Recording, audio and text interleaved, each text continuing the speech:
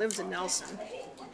Then we can both go with her. The mayor of, like, well, I don't know whether he's inquired with anybody, or, and then the I can check it mayor with of him. Trail is also gotta be at that meeting. I guess. Okay, are we starting now or? For the AGM, AKBLG, if I told Maddie I'm a yes, then it gets done. It's done. Yeah, Okay. it's all She done. registered- Your rooms she are sent- booked. She sent you out a form Your asking you room the is- meals that you wanted to go to and everything? No, Oh, Then this is you what might he's just getting. want to double check with her. So you've got the notes to read? That's for, do. that's Are you talking not about for the the one ones next I'm giving week. yeah, no. That's for the further one, yeah. Okay. Okay, No, I got something last Yeah, week you that will- said, she's do got you that want to all go to done. breakfast, The lunch and rooms are dinner? And I booked. just went check, check, check. The rooms are booked there as well. Yeah. At the place that you said was better, it's Google Farm. 15 minutes away. I got Google Farm. Oh my gosh. high level stuff. So. Yeah, cool. Thank you. Oh, Because it's not from us. This is April. so the $10 would cost us. I know, it's that was- It's not from us. Now.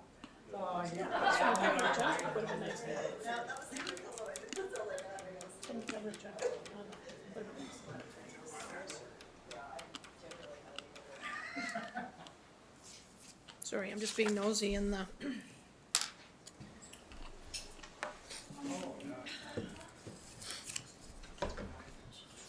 The 99, I got hired out the auxiliary, in 2001, I got hired as a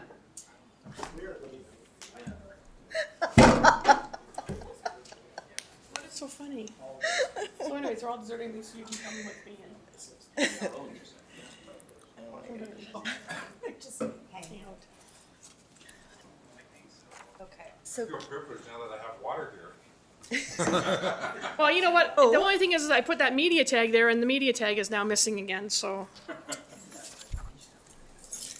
Okay, are we live? Okay, so we're live, people, so.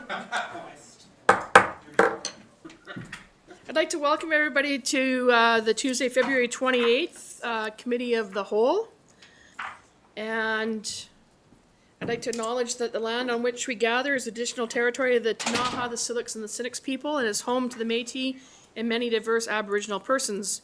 We honor their connections to the land and rivers and respect the importance of the environment to our strength as a community. Any introduction of late items?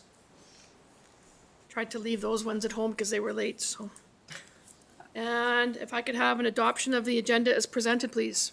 Moved by Councillor Payne, seconded by Councillor Tate. All those in favor, opposed, and carried. Corporate officer, is Councillor Page back on somewhere? Yes, he is back on. Okay, thank you, that's fine. I just want to make sure he was, I could see him in the corner before, I just don't want to miss if he wants to comment on anything. Councillor Payne, if you can hear us and you don't get recognized, please send the corporate officer a text so that you can get acknowledged during the meeting. I can. Okay, and we're gonna start today with a special long service award. So, maybe we will have Mr. Jeffries come up and to the front here, and I'll start reading. Captain Scott Jeffries started as an auxiliary firefighter with the Nelson Fire and Rescue Service in 2001. He became a full-time career firefighter in 2004 and worked hard to improve his knowledge of the fire service. In 2019, Scott was promoted to captain. Before starting with the Nelson Fire and Rescue Service, Scott worked for BC Wildfire Service and was on the RAP attack team, often being the first deployed to wildfires rappelling from a helicopter. Because of this previous experience, he quickly became the department's go-to person for all things related to fire mitigation and fire smart. And his passion and commitment to wildfire risk reduction in our community is felt as soon as he starts talking about the subject. I've heard him talk my ear off. Scott is also a climbing enthusiast and was there, and as such was a natural fit to lead the rope rescue team. He is a high-angle rescue instructor, trained in confined spaces, rescue and low-slope rescue as well. As such, Scott takes on training the career and auxiliary staff annually in high and low rope rescue techniques and works with Public Works to prepare rescue tactics for the confined space work they do. Scott is known around the community as a multi-sport athlete, as he is involved with backcountry and resort skiing, snowboarding, climbing, mountain biking, and any other outdoor activity this area has to offer. His dedication to the community is shown through a long-standing involvement with the Glacier Gymnastics and the Cube Climbing Gym. Captain Jeffries is an established member of the Department JOSH Committee, which stands for the Joint Occupational Health and Safety Committee and Corporate Safety Committee, and prides himself on providing solutions to safety issues and continuing creating a safety culture at work. Always willing to help, assist, and strategically plan. Scott is always willing to help with pre-planning. He is the department expert on wildfire behavior and local recreational trails. This knowledge, quick thinking, and eagerness to assist has definitely contributed to the positive outcomes of many an emergency incident. The medal awarded today, and I've got this here, and seeing the camera seems to be on me. There we go. I'm going to just show it off a little bit. Is presented to firefighters who have completed at least 20 years of fire service, recognizing their dedication and selflessness in their service to the community and the province.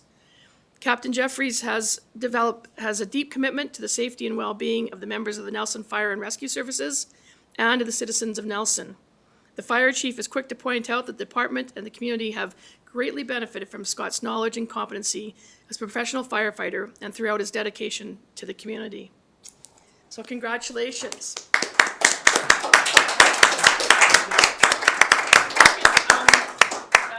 Chief, if you wouldn't mind maybe coming up as well. And sorry, I'm going through your mail. This came with your name on it. I just want to say is that he actually has the Fire Services Exemplary Medal.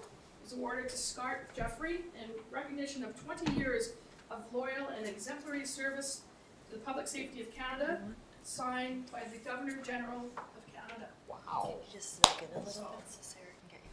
Get a hold of that. Get a hold of that.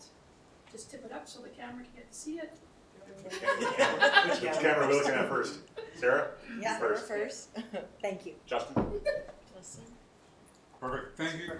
So, and, as always, if you're gonna stand up here with the mayor, you get to say a few words. Oh, So, great. Yeah, please. thank you very much to the city and to the fire chief and all the guys that I work with at the hall. It's been an honor to have this job and participate in the community in such an intimate and involved way.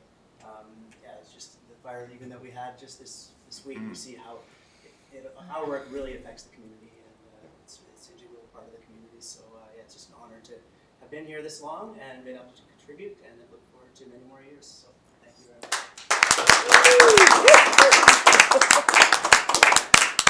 Thank you so much. Thanks. Thank you. Awesome. It's always such an exciting start to a meeting when you can recognize outstanding employees and outstanding members of our local community. It's really fantastic. And now I know who I can have on that belay rope, because I want to go climbing, but I'm a little bit afraid. But if I think fire and rescue is there to save me, I'll be golden. The invite is always open. Thank you guys. Bye. So, moving on, we have the adoption of some previous minutes. We have a committee of the whole minutes of July 26, 2022, and the committee of the whole council meetings of November 22nd, 2022. And my apologies, when I reviewed those, I think those July minutes, I saw an error and omission, and that's why it's taken so long to get back to the table. So, could I have a mover? Moved by Councillor Woodward. Can I have a seconder? Councillor Pinero. All those in favor? And opposed, and that carries. So, moving on, I can see at the back of the room there, they need to come forward to the red hot seats.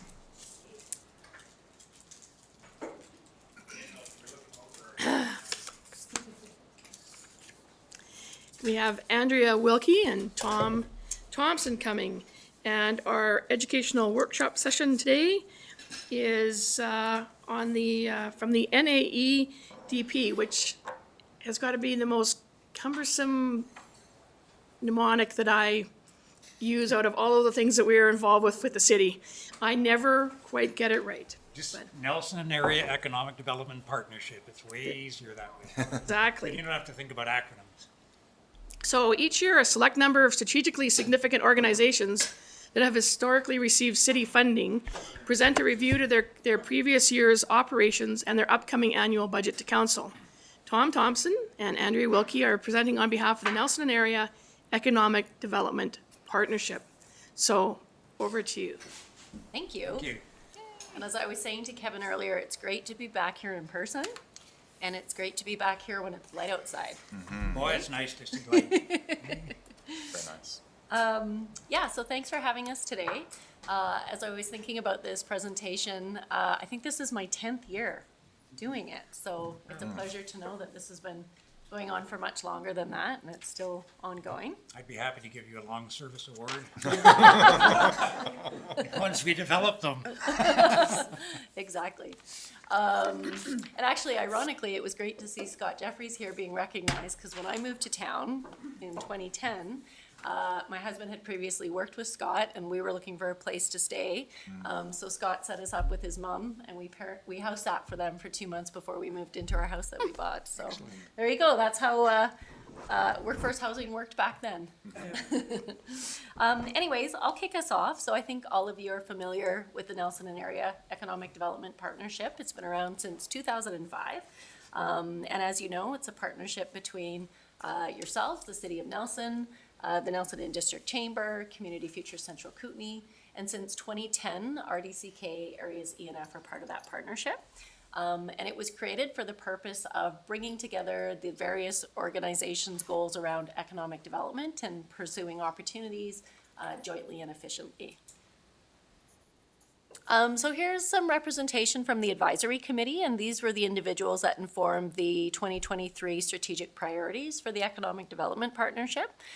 So they're made up of members of the partners, as well as the business community, the nonprofit sector that represents aspects of our local economy like tourism, arts, tech.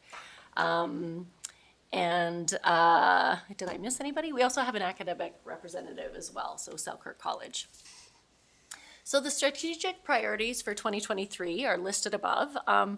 Where they've changed from previous years is one, we want to highlight the fact that all of our priorities are relevant to business retention and expansion, and that's the philosophy and approach we take to economic development. Workforce housing has moved up to our #1 priority. Last year it was at #2, whereas workforce shortages has moved down a little bit, but themes are fairly consistent with previous years. Arts and culture is still a priority. It was identified as a priority during the pandemic, as we knew it was one of the sectors hardest hit by the pandemic. And so we're continuing to look for ways to support that sector. So as I mentioned, workforce housing is our #1 priority. And so just to touch on a couple things that we have in the works for this upcoming year. So the NAEDP has engaged Macola Development Services. And meeting with those consultants are your city director of city planning, Sebastian, as well as a planner from the RDCK, and then Tom and myself. And the first phase of that work is about to wrap up. So they are researching how do we facilitate the creation of workforce housing in Nelson and area. And they've come up with kind of a short list of 4 options that they're going to be bringing forward. We actually have an NAEDP advisory committee meeting tomorrow morning that they're going to present those. And then the next step is really to engage city staff, elected officials, and talk about the options and bring forward recommendations in terms of how we move forward. So I would envision in the next year, this group being engaged around the topic and presented with some different strategies for how we can facilitate the creation of that housing. The other thing I was going to touch on is HappyPad. So HappyPad is an online platform that brings together homeowners with people looking to rent a room in existing housing.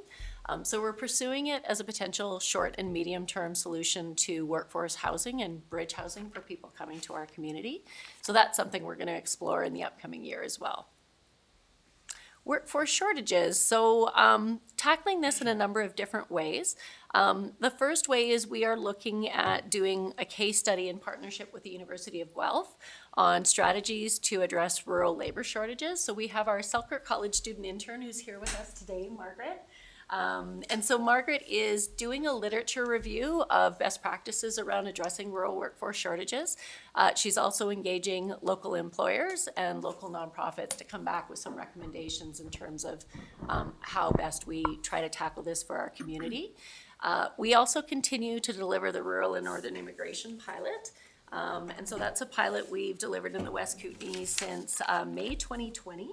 And just to give you some stats on that, since then, we've had 60 Nelson employers use the pilot to recruit or retain staff as permanent residents. And that's filled 136 jobs in our community since May 2020. So we'll continue to have that in place for the upcoming year until February 2024, and we're actively advocating to see that become an ongoing program. As part of that advocacy, we also reached out to our local MP, Rob Morrison, to talk about the idea of creating a pilot to encourage international students to go into trades programs. We know there's a shortage of trades in our area, well, in many areas, but because there's no pathway to permanent residency through trades, we don't tend to see international students taking that route. So we had a great conversation with him, and we're gonna work with Selkirk to put forward a concept for what a pilot like that could look like. And then finally, the BC Chamber of Commerce has a survey out provincially right now, also to inform what's creating labor shortages and how can we tackle that. And I think businesses have till March 3rd.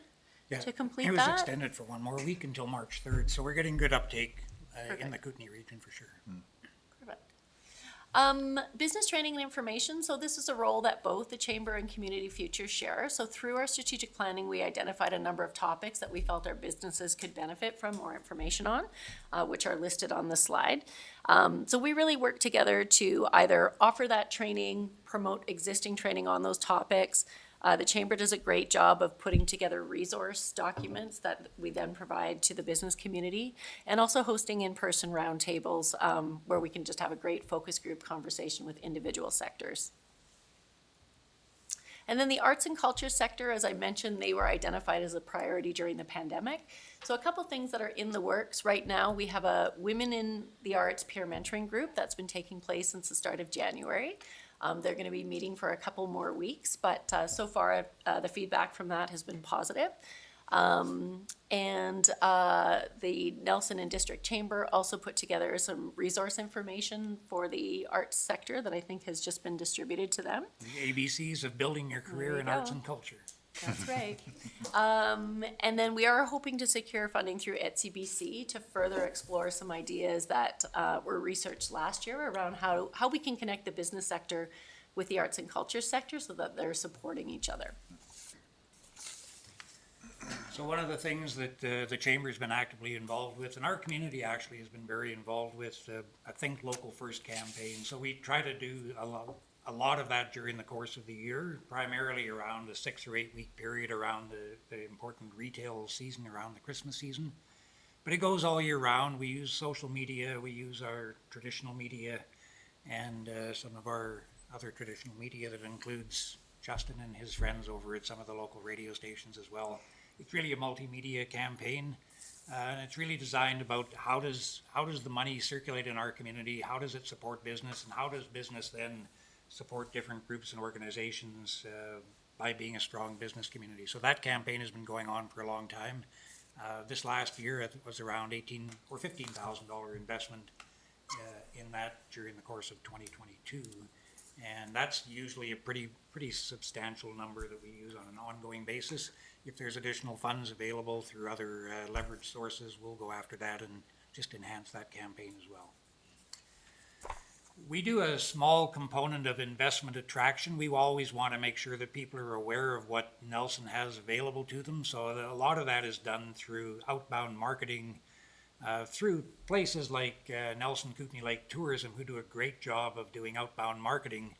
They're basically trying to get a visitor to come to our community. We think that Nelson is equally good place to live and own a business and set up shop and stay here year round. So one of the components that the city of Nelson has been involved with probably since day one was started out as Invest Kootenai and is now called Imagine Kootenai. So there's investment opportunities, there's business opportunities, there's commercial space that might be available for somebody to relocate, and there's also a workforce component that's in there now. So if somebody's coming to the community and they're going to be getting a good job with the city of Nelson, and their husband hasn't thought of what he's going to be able to do in the community, he might not be able to find a job that he's looking for specifically right away. There's a good opportunity to look at purchasing a business, and some of the local businesses are listed not through just on a CLS, but it's also through Imagine Kootenai. And there's been some good successes, and restaurants have changed hands. Local businesses have changed hands with new foreign buyers or people that are relocating to our community. So that's a small component of economic development. In the last year, so in 2022, the Chamber took a step after the Nelson Next project and some of the Nest Labs. And a couple of the groups came to us and said, we're trying to find a place that would house some of our climate action. And we think the Chamber would be the best place to house that, to try to get businesses more involved.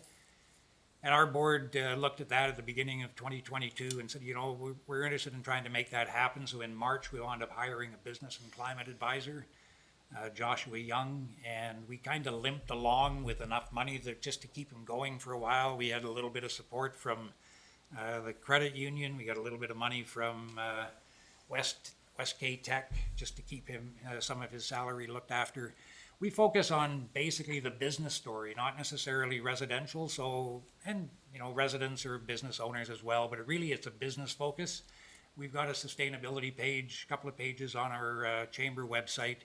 We've got some great case studies that have been done on businesses that are doing some really good things already, and we want to continue to build on that. So energy efficiency, waste, transportation, education, and outreach. And Joshua, he developed some collateral material similar to what our business recovery advisor did during the COVID pandemic. And we would meet face to face with local businesses. Success, for example, would have been Snowpack, where Village Ski Hut was looking at doing some retrofitting on their building. He had met with them right around the time that they were doing that, suggested that there were business programs that they could take advantage of. And a lot of businesses don't realize that there's programs available for them. You see a lot of advertising on television and radio and in print talking about residential programs. And if you do an energy assessment, you'll get a rebate. Not a lot of people know about the business component. So that was one of the components that Joshua was working on. He's just left the Chamber to work for Foresight BC. He's still based out of Nelson. Foresight Canada, actually. He's looking after the Kootenai region. He will be doing a clean tech study for us coming up here in the next 3 to 4 months. And we just received, last week, we received notice that we did receive some funding from Columbia Basin Trust on the climate resiliency program. So we'll be rolling out, it won't be Josh, but it'll be Josh 2. And he'll be rolled out sometime during the course of 2023 as we get our advisory committee back together. The Chamber is a real advocacy organization. We work closely with our local politicians, you folks in the regional district, and also with our affiliation with the BC Chamber and the Canadian Chamber of Commerce. We take advocacy levels to the provincial and the federal government as well. So when there's an issue like housing or immigration or labor shortages, we are able to take that up the food chain as many times as we can. Many times, you see this one photo here with Andrea and Am Nakby talking about the workforce shortages with Rob Morrison. That was when Rob comes to town, he meets in our office and has community meetings with different groups and organizations. That advocacy is really important. You work with not only just your local MP, but you also work with other levels of government once you get into the Canadian Chamber and the province. And I think we do a really good job of advocacy, not just on the local level, but also on the provincial and federal level as well. The other thing that we do a really good job of, and we talked a little bit about it earlier, was leveraging dollars. So we get some funding from the City of Nelson on an annual basis and from Area E and F. And we take those dollars and we use it for projects, but then we can also find that money and say, how can we leverage this and make it into a little bit more activity for the Economic Development Partnership? So during, I think it was in right at the beginning of the pandemic anyway, the Chamber received some money from ETSI, which is the Economic Development Trust of Southern Interior. And that was for a business recovery advisor. So Darren Davidson was utilized and deployed out working one-on-one with local businesses, letting them know about different programs that may have been available for their business to be successful during COVID, grants that might be available. And then that transitioned into just, now we're trying to find ways of making Darren as useful as we can. So we had some money left over in 2022 to continue on with other activities. And really it is still business engagement, but not to the same extent as it was before. So we took that money and allocated about $21,000 towards economic development projects that we were working on, sector consultations, etc. The workforce development, we had a good uptake from MyTax and some funds from Ontario Agri-Food Innovation Alliance. That was to help support that rural labor shortage case study that Andrea was talking about, and also some funding from the province of BC and ETSI for the rural and northern immigration project. Workforce housing research and action, there was funds from the partners, so the City of Nelson and ENF were able to come together to help us do some more workforce housing research. And then the Business Climate Action Program advisor that we were talking about, we took some money, we did some projects there, and we were able to leverage some of those dollars. Do you want me to carry on with that? Sure. So the 2023 contribution request would be the same as what it was in previous years. We were at $80,000 in the last year, the last couple of fiscal years, and we're not anticipating the need for any further funding for that. We want to stay as fiscally responsible and leverage the dollars that we have. You've got a full budget package that shows the entire budget, I would imagine, but you see how some of these the funds are utilized. Workforce housing, workforce shortages, business training and information, the arts and culture sector, continuing to support local and investment attraction and climate action and advocacy. Some funds are utilized for there. Just communications, meetings and facilitation, strategic planning or priority resources, and core economic development resources. And if you look at that one sheet that we sent as part of this package, there is a core responsibilities that the Chamber and Community Futures deliver. There's so many of them that we had to put it onto a 2-pager. So there's a lot of activity that takes place that some of the funding goes towards, and you've seen a lot of it during the course of this presentation. That was just really it's the Reader's Digest version is what we're giving to you right now. And we do have a few new community advisory members that have joined us. So we've got our new mayor is always able to join us for any of the meetings, the advisory committee meetings and or the coordinating committee meetings. Councillor Tate has joined the organization, Cheryl Graham from Area E.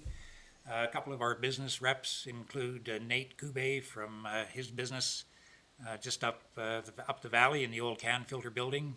Rebecca with that's quite a photo of Rebecca. Rebecca's a chamber director and also a Whitewater general manager of operations. Maggie from Selkirk College has replaced Darren Davidson, who used to be a chamber rep, but we decided we wanted to make sure we had somebody from Selkirk College there, so Maggie was a great choice. Devin Scott from Work BC and Kootenai Career Development. And Paul Cowan is a chamber director, and he's part of the advisory committee meetings as well. So thanks to all of you new folks that have joined the advisory committee, and we'll just hopefully be a happy family for a long time. Thank you to all of the happy family members, and Andrea and I can take questions. I'm not sure how the workshop format works, other than if you'd like to ask questions, we're happy to answer them to the best of our ability. Yeah, it's just, you know what, it's just that educational opportunity, and it fit this week to have you up there. Sometimes you might have been still in the sort of cow delegations, but yeah, if anybody has any questions about your work, that was a long list of things that you're getting accomplished, and so congratulations back to you for making sure that Nelson is staying on the map in so many ways. And obviously, I always say Nelson's got maybe we should change it to like, you know, there's the city of Lights and the city of this. Maybe we should be called the city of grant writers, because I think that we've got that in spades here in the city of Nelson, and the fact that we can leverage so much of our money to bring in more money to do, you know, good quality research. And kudos to our student in the back there.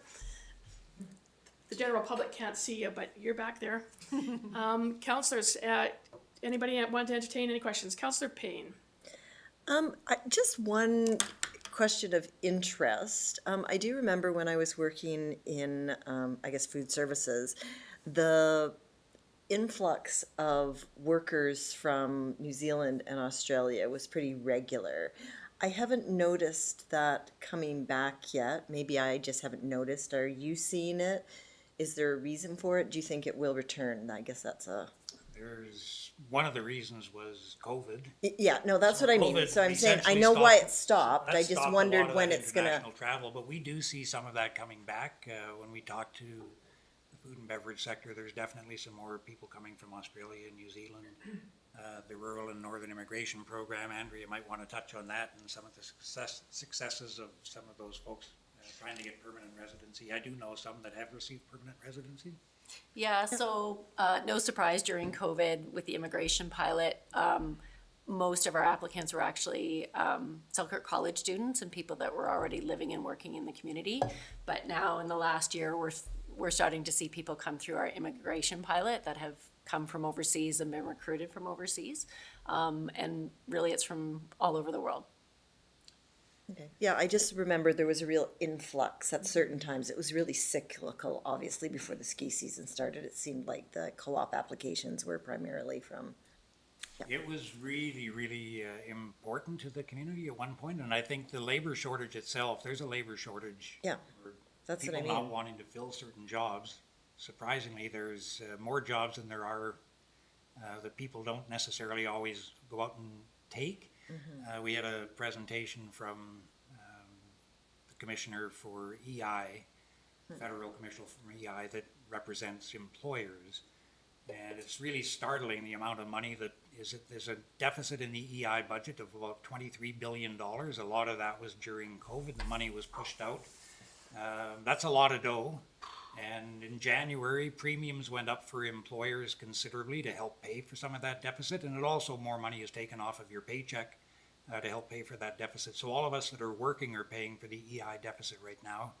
There's less people on EI than there are jobs available, but it's still a number that really surprises me that there's as many people who are still taking advantage of that and not necessarily trying to find the work, because we need them in our community. And it's not just our community. Most of the communities in British Columbia and right across the country are seeing a labor shortage, or maybe it's just a willingness to fill certain jobs. And then part of that may be, hey, I can't find a place to live either. So why would I come to your community to work in a service job at $18 an hour or $19 an hour and have to pay a high cost of rent?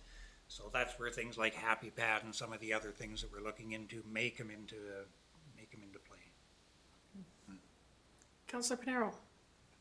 Hey, I apologize, I'm not quite as sure about this as I'd like to be, but just over the last day or two, I heard of a program where businesses in town can apply to be certified as a living wage provider. Are you aware of that, and if so, could you speak to that a little bit? Sure, yeah, so it's a program Community Futures has gone through recently, and I know Kootenai Career Development Society as well. It's great in that as an organization, it forced us to do a bit of self-reflection and just look at what are we paying all of our staff, what are we paying contractors, is that in fact a living wage? We were happy to see that, yes, we were, but it certainly it influences your future decision-making around your hiring practices and wages. And so part of the reason we wanted to do that is we also wanted to set an example for other employers in the community in wanting to strive to be able to be a living wage employer. So it's a program I would encourage everybody to take a look at. And even if people don't go through with the full recognition as a living wage employer. I think it's a great program for people to even just take a look at and learn a little bit more about. Thank you. Councillor Woodward. Thank you, Mayor. I just wanted to dig in a little here with the workforce housing, because you're putting quite a bit of funds towards it. And I wonder, with the example of the Heritage Place, is that something that you feel that we need more of that? Is that, or is there different models that you're looking at in comparison? Because that is essentially workforce housing, is it not? Yeah, I think that there's subsidized housing that we know is really important. So when you go through the Hall Street location, for example, there's units that are $360 a month, and there's units that are $1,600 a month. So it depends on. There's still some criteria that you have to fit, and there's certainly people down there that are probably in the workforce that are there. When we use the term workforce housing, or at least when I do, and I think it's difficult to say, what is workforce housing? Well, if you're working in the service industry like Councillor Payne was talking about, and you're making $17 or $18 an hour, your needs are different than if you're working for the city of Nelson, getting a good wage, a living wage per se, and you still have a tough time finding housing. So we're trying to find that block that says, can we find housing that will support the industries that are looking for labor but can't get them to come to the community because of the cost of housing. So any kind of housing to me is good, whether it's seniors housing or assisted housing. It doesn't matter what kind of housing it is. Happy Pad might be a good opportunity for people. The city of Nelson, I think, has done a great job already of doing infilling and putting laneway housing and that type of thing available. We just have to try to find a way to develop more units if we can, and it's not going to happen overnight. So policies need to be sometimes need to be adjusted. Government has money. Can we access that money? Is there projects that we can utilize to help find housing for specifically people that are employed and still trying to find a way to live in the community and service the business community as well? Supplemental? Sure. Thank you. And with that, the relationship with the business community, what do you see in that department of their What businesses wanting to build housing? well, I'm just like, what is the relationship between, do businesses have a part to play in this? Yes, to a certain degree. I think that we've got a consultant that's doing some work on that as well, that'll come up with a model that we can continue to focus on, and I think part of that is going to be delivered tomorrow. So that's not to say that we're trying to avoid your question right now. But there's a lot of different things that are being examined right now. Is the business community interested? I think they would be if the right model was there. If you look at communities like Banff and Lake Louise and Whistler, where a big employer like Fairmont is there, if they didn't have their own staff housing, they build it and they put 3 or 4 people in each unit and charge them $500 or $600 a month, and you live there until you're there for 4 years, you maybe graduate to a 2-bedroom, and you actually get to have a slightly bigger place. But if they weren't building the units, you likely wouldn't get enough employees to run your facility. So I think some of those models are being looked at. There's businesses here that are already buying small properties and putting people in just to make sure that they've got staff for them. Kokanee Mountain Zip Line, they're located here, but they've also got Mineral Mountain over in Fairmont Hot Springs, and they bought a house for their employees. So when they're recruiting summer staff, not only can we give you a job, we also have a place for you. So there are entrepreneurial business people that are looking at that model, and we hope to be able to find a way of matching those together. Thank you. Okay, we got a lineup. So I've got Councillor Payne, Page, and Tate. One of the things that I saw sort of sprinkled through your presentation and your document, and I'm really interested in, sprinkled doesn't sound right, but I saw it in a couple of different places is what I'm trying to say, and I'm trying to connect those dots, is attracting businesses in certain sectors. Is that anything that you do as, look at the landscape and say, we're really strong in this area, but here's another area of development? I think I have a feeling that that happened sort of with high tech here in Nelson a little bit, and all of a sudden it became, wow, here we are, we can do this, let's go for it. The area that I'm most interested in, I guess, there's a couple of things around housing. One of them is deconstruction of housing so that we can sort of climate change tie and reuse much of our material. The other one is a relatively, I think, new, but building is not modular housing, but sort of pre-made. There's a couple of companies, and I can't think of them. One's on the other side of the pass, doing pre-made houses. So they bring the components on a flatbed and can put it up, which may also alleviate the crunch we've had around waiting to get a tradesperson to build your house. And then the other area that I'm very focused on is food production. We are, as we all know, incredibly food insecure here. We saw evidence of that with the floods last year. And again, there are technologies being developed now that could assist us in those areas. I'm just wondering, whose job is it to maybe seek those opportunities out, or do we just, put up? I'll stop there. That's what I'm interested in. Easier to build housing, which we know is a incredible challenge for us right now. It would alleviate so many of the challenges we have around workforce housing. And how are we going to feed everybody as time goes on? So I just want to rephrase your question to make sure I've understood it correctly. So are you asking, do we look to attract specific businesses in specific sectors? That's what I'm thinking of. Okay. So I would say it's not the top of our priority list. Like as I mentioned off the top, our focus is business retention and expansion. So really the existing businesses that are here, how can we help them be competitive and grow? And what we've recognized is the best way to support them is to help them address workforce shortages and the housing issue. With that being said, the work that we do around investment attraction, often the focus there is investors purchasing existing businesses. So again, it's the business retention piece. But with that being said, if somebody comes to the community and says, hey, I want to develop XYZ here, then both Tom and I are going to engage with those individuals and point them in the direction of, properties for sale, people to potentially partner with, the business supports we have in our region. So I would say that's how we support that. To your point, in the past, we were really looking to support the growth and development of the tech sector. And so that was a strategic focus at that point in time. I wouldn't say there's one particular sector at this point in time that we're focusing on, but I think where you were going with your comment is, should we be looking at trades and construction and people that can help fulfill the needs that we have? And I think that's a great comment.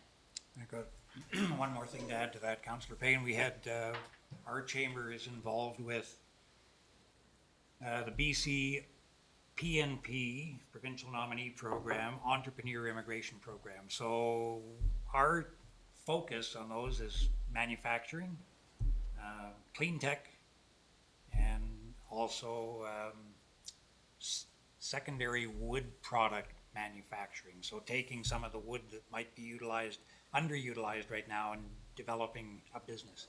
Now for that one, we haven't had anybody formally come to the community, but lots of inquiries. So these are usually people that are quite often from outside of Canada. They're looking for an opportunity similar to the Rural and Northern Immigration Program to come to the community. They have to invest a certain amount of money. They have to create jobs. So it's not just them coming and saying, I'm going to come over and buy an existing business. They have to come in and create a new business. And so those are the three areas that we use as priority.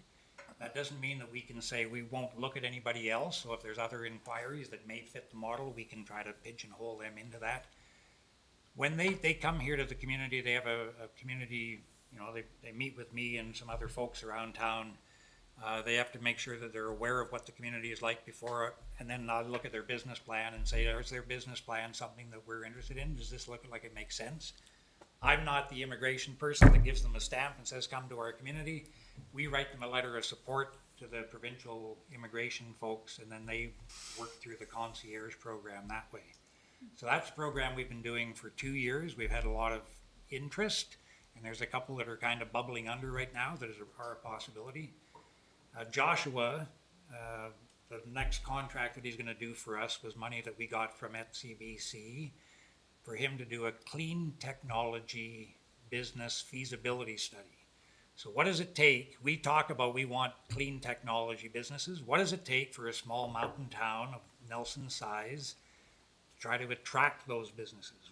Do we have the resources? Do we have the infrastructure? Do we have places for them to relocate to, like Pacific Insight or the Cannabis Collective down on Government Road that's not a cannabis collective right now? Is there local space where they could build something if they need? Is there other commercial space available? So that's what he's going to develop, and then we can use that. We can send that out to other rural communities like that. So there's a lot of studies that have been done in the United States, and then there's places like Kelowna and Vancouver that are really quite good at trying to attract the clean technology companies. But a rural community, although we've got a great lifestyle, we don't always have all of the infrastructure that's necessary. So hopefully with that study, we'll be able to say, this is what we need to do. Is it even viable to try to attract those folks? So it's clean technology is still kind of bubbling there. And we'll see how it develops with Joshua's study. Awesome. That sounds exciting. Thanks. Paige. Paging Page. Get in there. As probably per usual, this is less of a question and more of a statement. I just wanted to kind of celebrate the concrete work that the NAEDP does, having had the opportunity between Cal and myself and now Kate to work with the NAEDP the last number of years. It really is a table where we see the rural RDCK, Community Futures, the Chamber come together on a number of the pressing issues we see in the community year to year and translate that into concrete actions that we can then flow from. And I am picking up on a conversation that was had a little bit earlier to Woodward's question around workforce housing and how important the report cards and the highlighting of our vacancy rate and the progression of our vacancy rate is in how it impacts all the impacts that happen due to the fact that the vacancy rate is at 0, and how we need to continually have our eye on that measure so that we can progress, whether it's seniors housing or any kind of other housing, creating that wiggle room within the market that then the market can start to function appropriately again. But it is the work that we're now doing with Macola to identify concrete actions again that will help progress that vacancy rate to something that is no longer 0, that's going to have the most meaningful impact to the community long term. And it's having those regional partners at the table that is going to make that impact so powerful. And it's a really unique model from what I'm seeing elsewhere in the province, and it's been very successful. And I just want to commend you two and everybody else that's doing that work at the NAEDP for continuing to carry that load. I know the model has been successful for a number of years here. Many communities will spend way more money just on having an economic development officer, like way more. Hint, hint.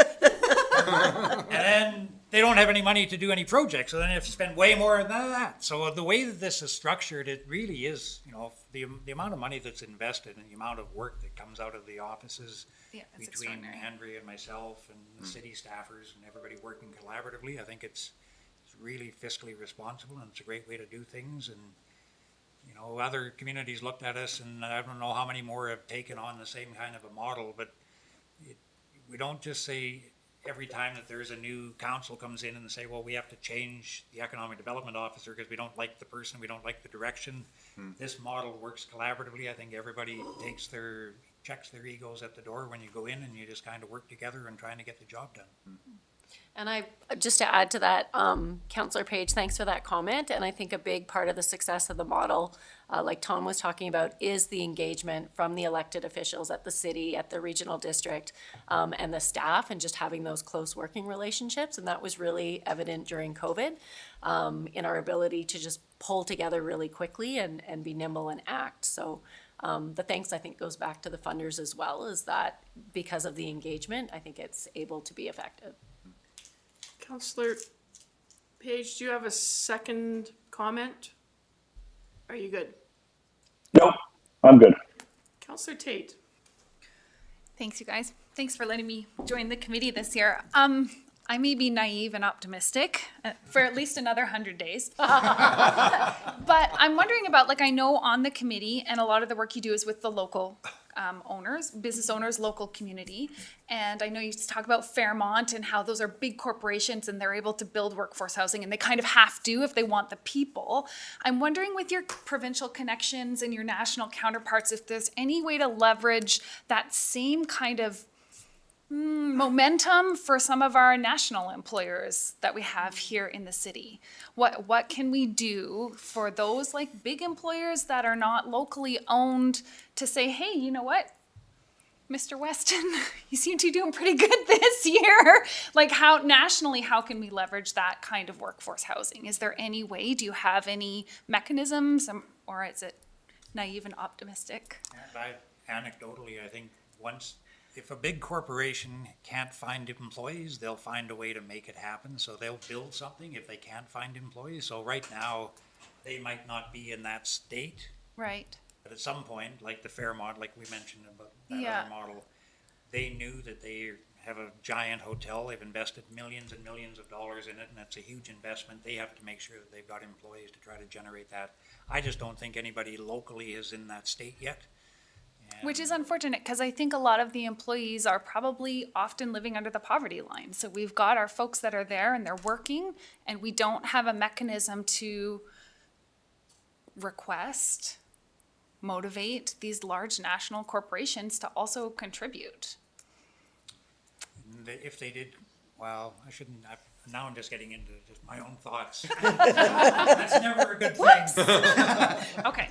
A lot of times, like, I think that it would be lovely if we could get somebody to say, look, we're prepared to invest $20 million in Nelson to build 100 units or 40 units or whatever the number happened to be. As much as we think that Nelson is the most important community, I think that if the money's going to flow that way, it'll flow into the larger centers that are bigger than Nelson. And I think we have to come up with a model. I think if there is going to be investment from the private sector that would make smaller private sector developers say, we want to do this because we think there's a rate of return that would be beneficial. So there hasn't been any favorable federal or provincial rules or taxation policies that would encourage developers to develop apartments. So they'll take that same block of land and say, here's the same block of land, and we'll be in and out in 5 years, and we'll have made our money, as opposed to, if you can give us the proper tax incentives, we'll build units and it'll be an income for 100 years or longer. So there's not any federal policies, and I think they changed in the 80s, 70s. 70s. Okay, well, we're both in that era. I know. We used to see apartments built all of the All time, over. everywhere. All the time. Remember that? Now you just don't see it because there's not a real incentive for them. So if there's incentives for them, they will do it, and it doesn't mean you have to line their pockets. You just have to give them a reason to spend their money to make it, because they're investing. They want a rate of return as well. They're not just philanthropists to say we're just going to give it to you. So somehow we'll have to find a way of coming up with those policies. There may be some ways even local government can assist in some of that, not all of it, but in some of that. And you know, when it gets to the point where somebody comes and says, hey, we've got an idea, we'd love to be able to be the ones coming to you with the idea, saying, hey, we've got a model that might work. These are some of the things that you should consider. I think we continue to always advocate. I mean, that is our role as local government, because we don't have the deep pockets, nor do we have the latitude from higher levels of government to do some of the things that we dream about. A simple fix for all of the schemes we've heard from the federal government since the 70s, if they had just put the old scheme back in, we'd see a lot more rental housing built. I mean, and that's leads to the other problem in terms of what we see here in Nelson, that the fact that we have a lot of stock that needs to be retrofitted, not just houses, but when you look at what's been built here that is an apartment block, it was built in the 70s or early 80s when these incentives were there, and there hasn't been anything well, we've had some building, but a lot of it, social housing, so built by BC Housing. But in terms of market housing, there just hasn't really been anything. So, and I think that, Councilor Woodward, when you talked about, workforce housing and asked that question, I think that we're trying to evolve that language and talk about market housing. So we still, I flip in and out of workforce housing, non-market housing. I think that the more articles that I read, the more I've seen that transition away from that sort of calling it workforce housing into that market housing, or the latest buzzword is the missing middle. I've been trying to miss my middle for a long time, but in terms of housing, we need a middle. So I just want to thank both of you again for coming, and normally we would probably have heard from Mr. Thompson in terms of talking about the Chamber of Commerce, and we will have Tom back at some point here in the next, hopefully, a couple of months to give us a little workshop, or maybe be at a cow to talk about the Chamber of Commerce. And because he hasn't made it and he's got an event coming up, I'm going to pitch for him from this end of the table. And that is the Chamber of Commerce Annual General Meeting is coming up at the end of next month. And I know that we don't have you on the docket for any visits during the 2 March meetings, so.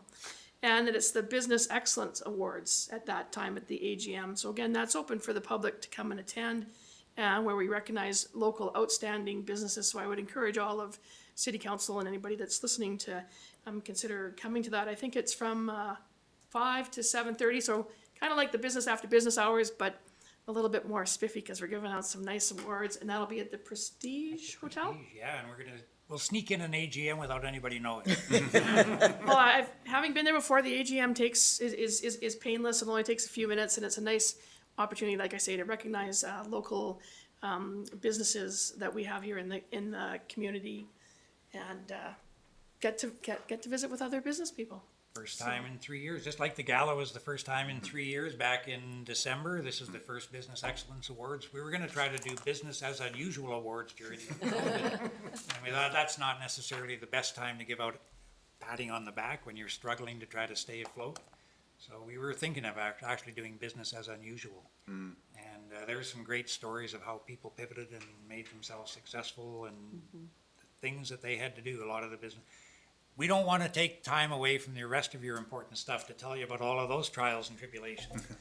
But some other time, we'll get together and talk about it socially, perhaps. Yes, but we'll also have you back to do a little Chamber of Commerce report and update on the Visitors Information Center, because of course that is something that we have we have a budget line for you in our budget, so we do like to hear from all of those that do get some supportive funding from the city. So thank you again, and you get to have the rest of the night off, and we're going to continue on. I would like to say thank you for allowing us to present.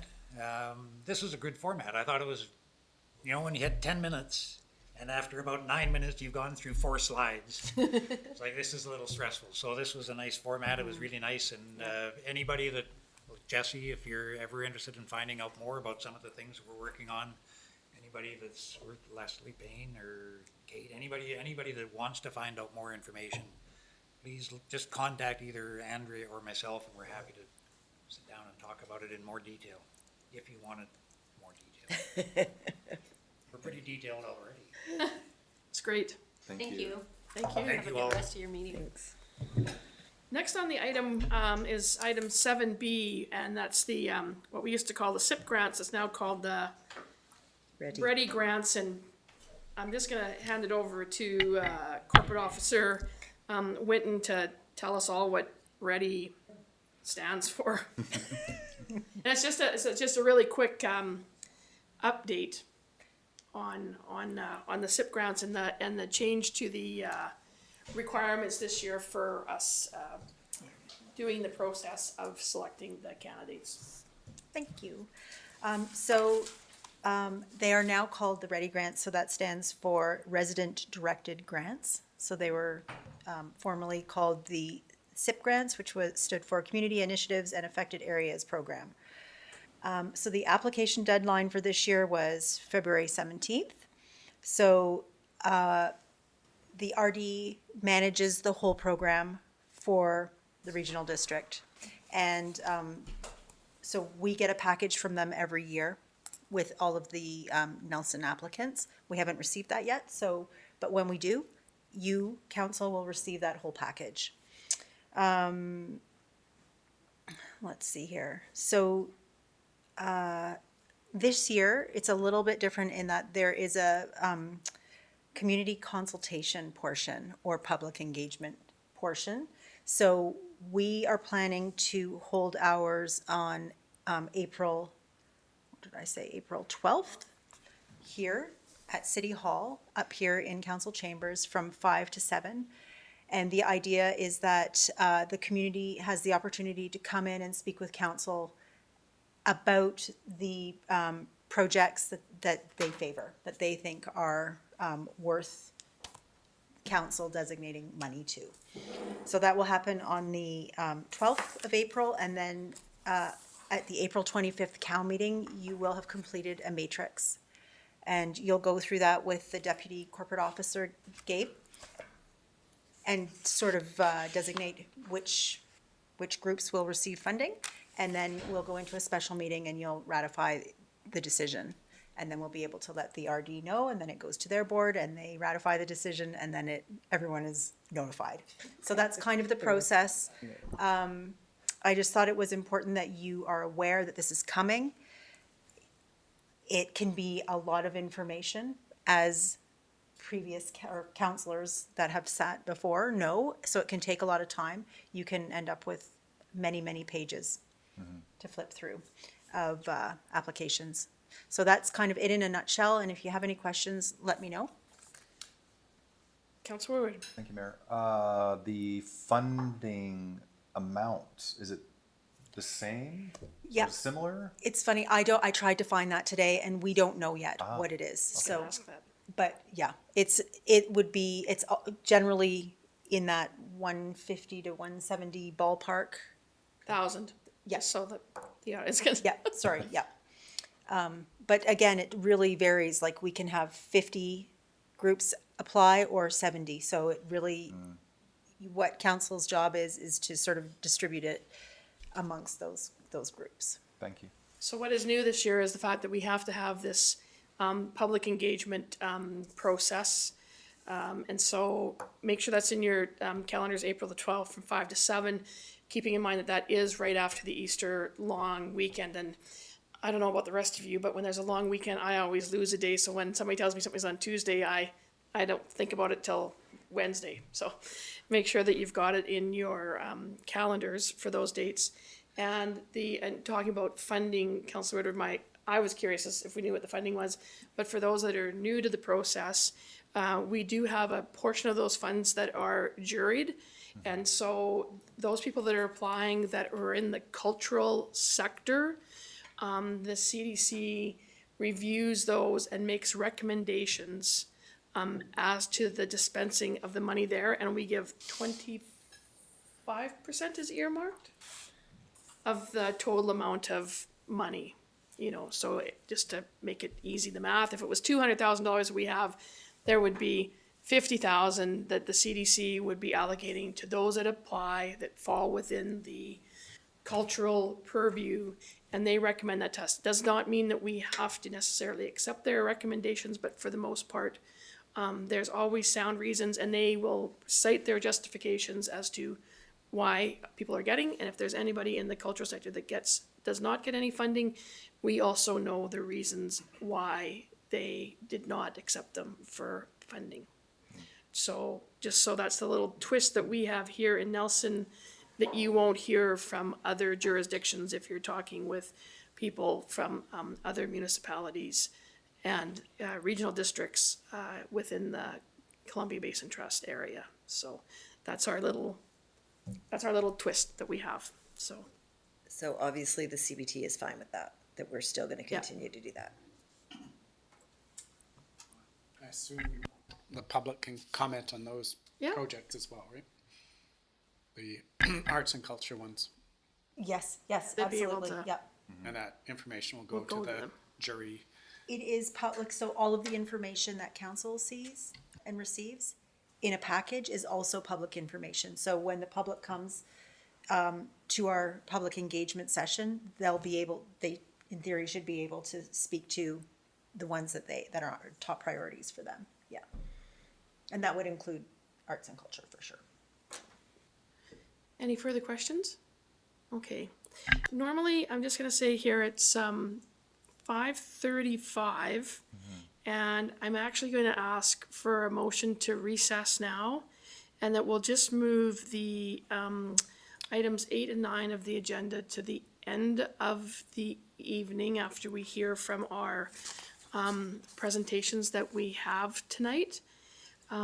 Because the fact that part of it is because we're having dinner much further away from City Hall and the weather is inclement, and I don't know what the sidewalks will be like as we make our way there, and I want to make sure that we have enough time to get to where we're dining tonight. So if I could have a motion to recess with the moving of items 8 and 9 to now follow item 13. Moved by Councillor Woodward, seconded by Councillor Pinero. Any discussion? Seeing none, all those in favor, opposed, and that is carried.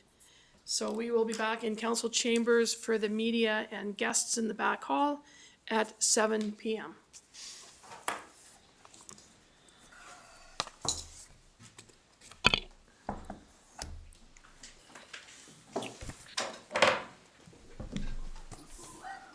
At a wedding. Music at a wedding. No, just like during the wine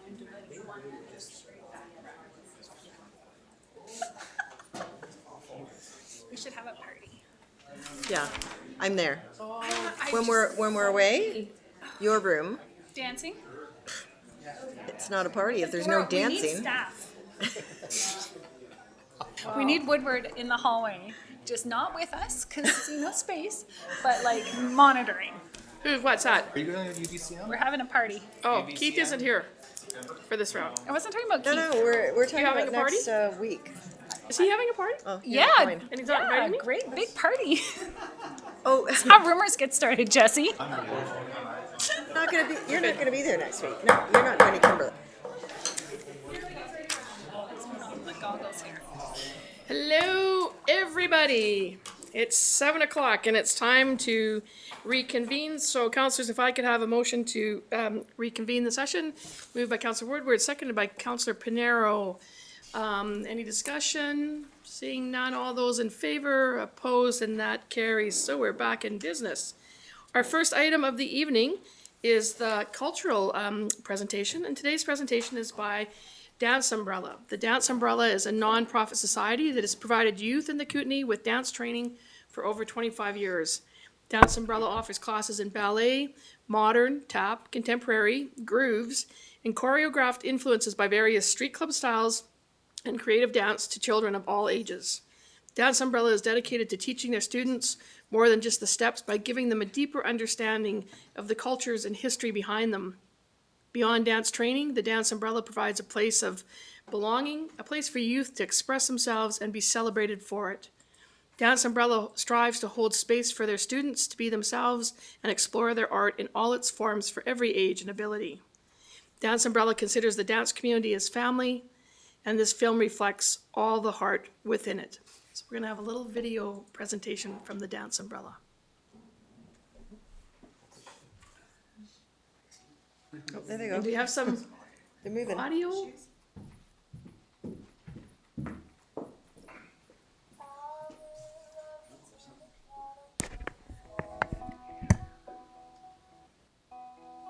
Till the stars start shining and we wonder where they come from. I will love you till the dark of night, till the kerosene lantern finally burns its light.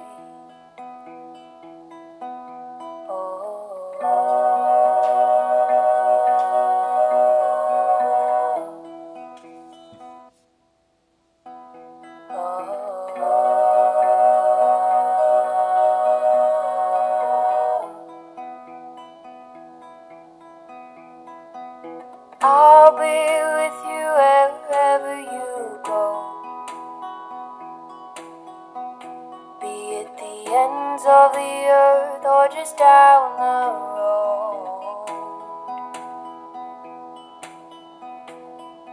I'll be your shadow, I will be your shield. I'll block all the bullets that life may yield. 'Cause this is real love, real love. It's real love, real love. It's real love, real love. It's real love, real love.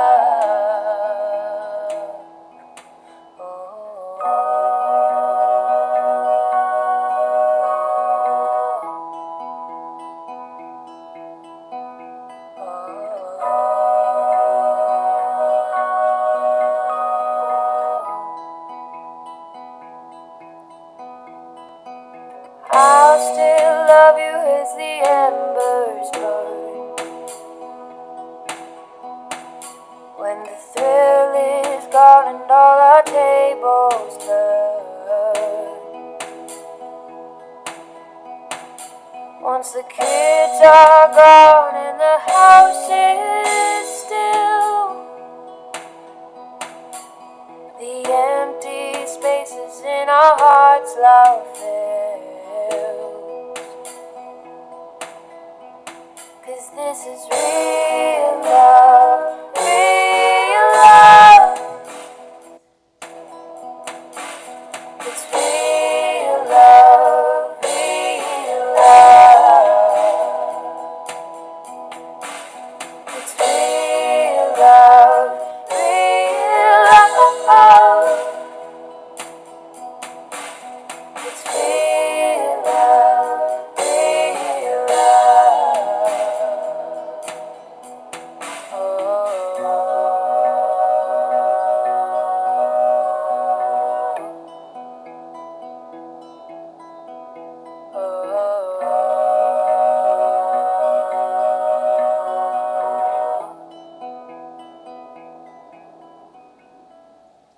I will love you when you can't be saved.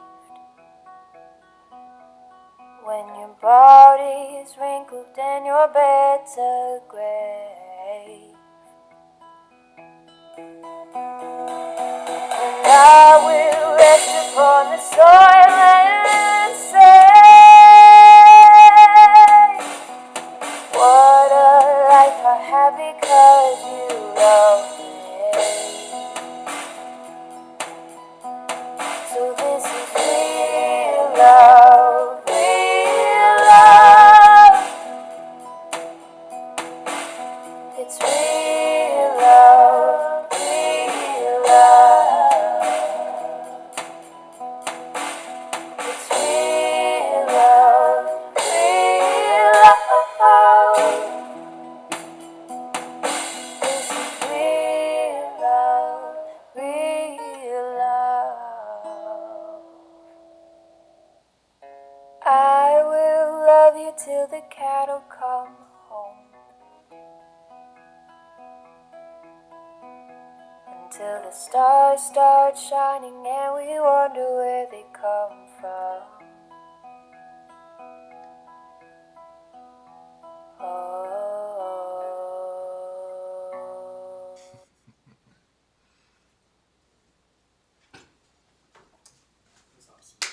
Well, that was great. Well, thank you so much to the Dance Umbrella for their production, and I sort of think, what a great lead off to this evening when we were actually going to hear about the Civic Center. We're going to hear from one of our consultants, and I've admiring all that sun streaming in through those south-facing windows in their dance studio, about how beautiful that building is, and some of the fantastic spaces that we have within it. And I distinctly remember it being the library, and I don't remember it being quite that beautiful and sunny in it. But that was a lovely production. And for those that are interested in dance, I don't have it written down here, but I know that all of the dance studios in town will later this spring or early summer, I believe it's June, and I'm gonna kind of scan the audience there for somebody that's in the cultural sector that might know the date. But all the dance studios in town come together and do a production. So you would probably be able to see some of these young creative dancers from the Dance Umbrella participating in that show when it comes up. So keep your ears and eyes open for the date of that multi-studio production that happens here once a year in Nelson. So Danielle is here from the Dance Umbrella, did you? Oh, Yeah. hi. Come on in. Yeah, just to expand on that, there's probably 4 different studios that have shows throughout April and June. But thank you for inviting us and having us share a little video. I don't know if you could tell how much fun it is. Sorry, can I just get you to come and sit in one of the red chairs? Sorry, I didn't realize that you were there and I didn't have a name of anybody that was, so. Yeah, no, thank you for having us. Yeah, I feel like that film was it's a reflection of how we've changed since COVID. And so we've been trying to provide our students with more opportunity for connection, to feel like they belong to something bigger than just their 1-hour class that they come to each week. So we've had various, as well as doing more filming things, because we couldn't do live performances for a long time, but we're so thrilled to be back in the theaters. And yeah, I love that you got to see the Civic space as well, knowing that those conversations are coming up lots, but we love our space. I danced there as a teenager. I've been teaching there for 20 years, and my kids dance there now, so it's like, it means a lot to me, to that space. It's like home for them and for me. So thank you for having us, and I'll bring live dancers next time. That would be fun. Please pass along how much we enjoyed, though, the film. That was wonderful. I will. We're so constrained by space. It's kind of hard sometimes to do a Yeah. dance production in here. We've could pulled them do off it. over the years. We could do it. Yeah, We have. yeah. Thank So you. thank you again very much. Absolutely. Thanks. So our next item is item 12 on the agenda, and that's public participation. And might I ask if there is anybody in the room that is interested? Oh, Lord, 1, 2, 3, 4. Okay, so we have 4 people that would like to speak. I know I'm gonna start, I'm gonna read my little missive, and then I'm gonna start with a gentleman, Keith, back there, because he came up to say that he did want to speak, so he's going to be the lead off on that. And so really I'm going to be keeping you to 3 minutes because there's 4 of you, so be prepared for the signal in terms of time. So public participation period is limited to 15 minutes in total. The speaker may only address council once for a maximum of 3 minutes unless authorized otherwise by unanimous vote of council members present. Speakers must restrict their remarks to the items that are listed on meeting agendas. Speakers must not address council regarding a matter for which a public hearing must be held or has been held prior to council's consideration of the matter or adoption of a bylaw. Speakers must not address council regarding a permit for which public notice must be given or has been given prior to council's consideration of issuance of the permit. Speakers shall address all comments through the mayor or the presiding member. So, Keith, if you'd like to start us off. Sure.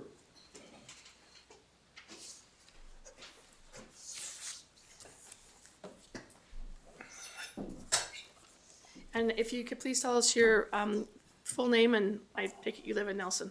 I do. My name's Keith Wiley. I do live in Nelson, and I'm now a member of a new group we're starting, and I wanted to introduce it to you today. It's the Nelson and Area Action Group for Better Public Transportation.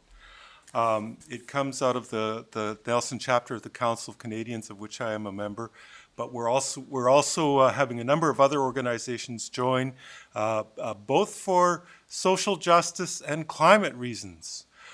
Transportation is a very tough nut to crack. I'm sorry. Not my timer. It was the phone. Getting down climate emissions in transport is a really rough job, and it's one that local governments really have a big problem handling.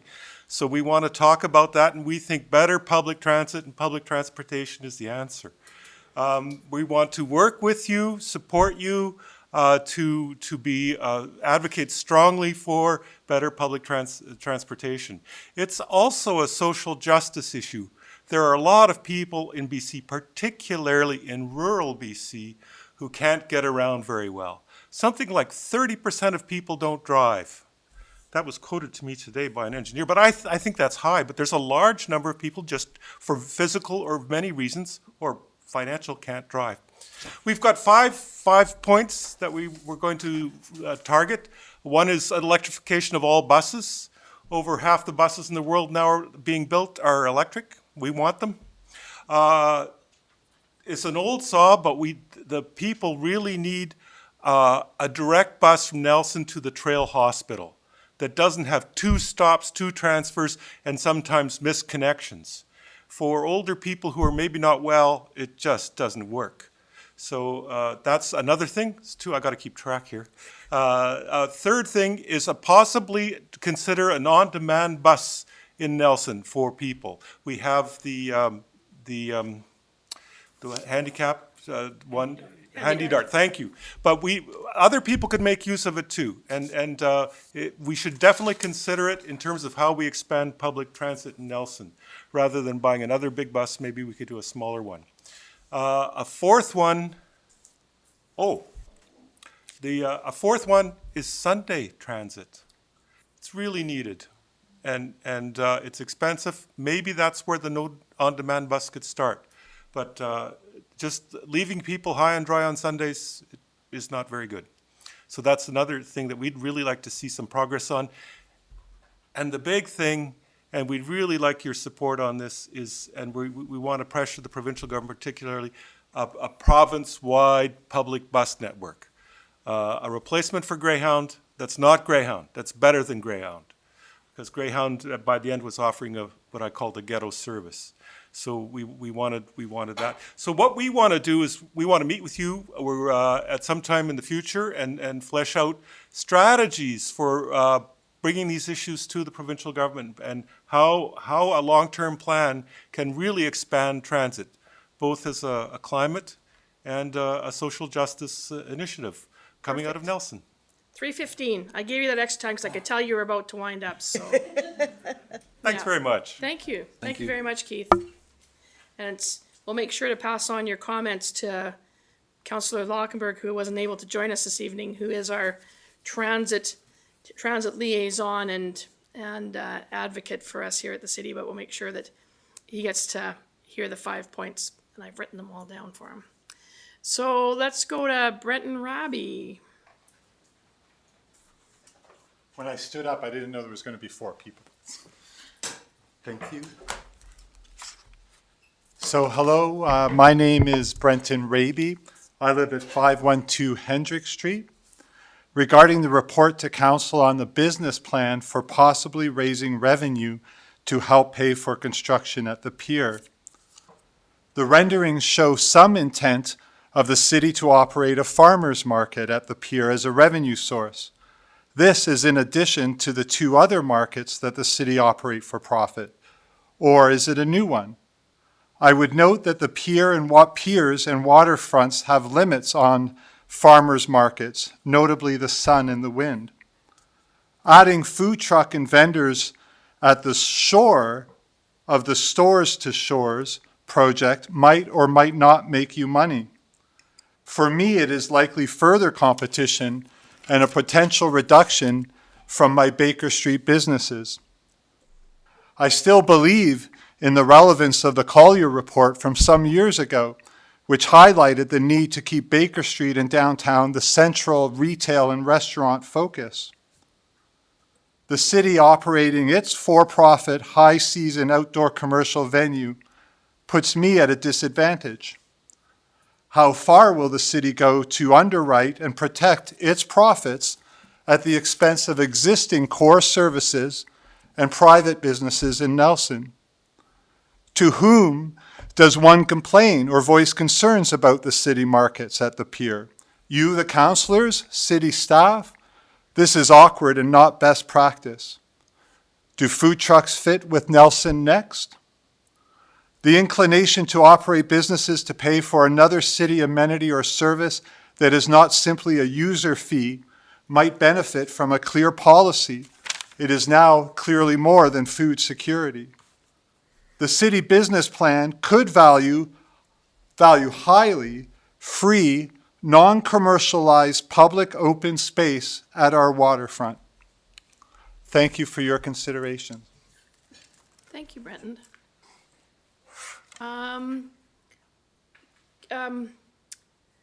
Mr. Wiley, you had another, thank you, I don't know what your name is, and then I'll go to Justin last. Hello? Yeah, come on up.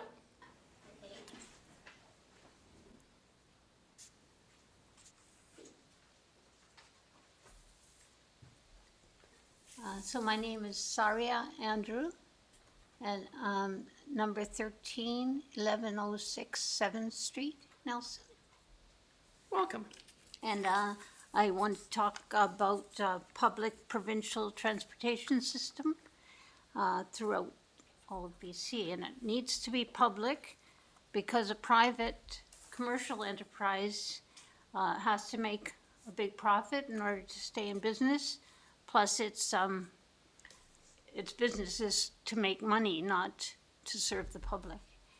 It needs to be interconnected so that someone can go from Nelson, say, to Kelowna or up north to visit family or to young people to go to school or whatever needs to be done. It should be able to be done and come back for Kelowna or go all the way to Vancouver. It needs to be all connected as well to the transportation systems in the various, say, Nelson, so that somebody can go to take the transit to the place where they catch the bus.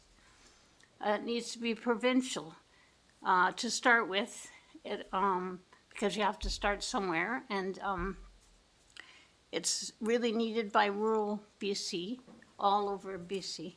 And right now, people can't get to their health appointments or to visit family or employment. And that can lead to safety concerns, which people hitchhiking or traveling with unsafe vehicles, missing their appointments altogether. And right now is a good time. Our local MLA is very much in favor of this and is trying to promote the idea. And the federal government has offered the provincial government money towards transportation alternatives.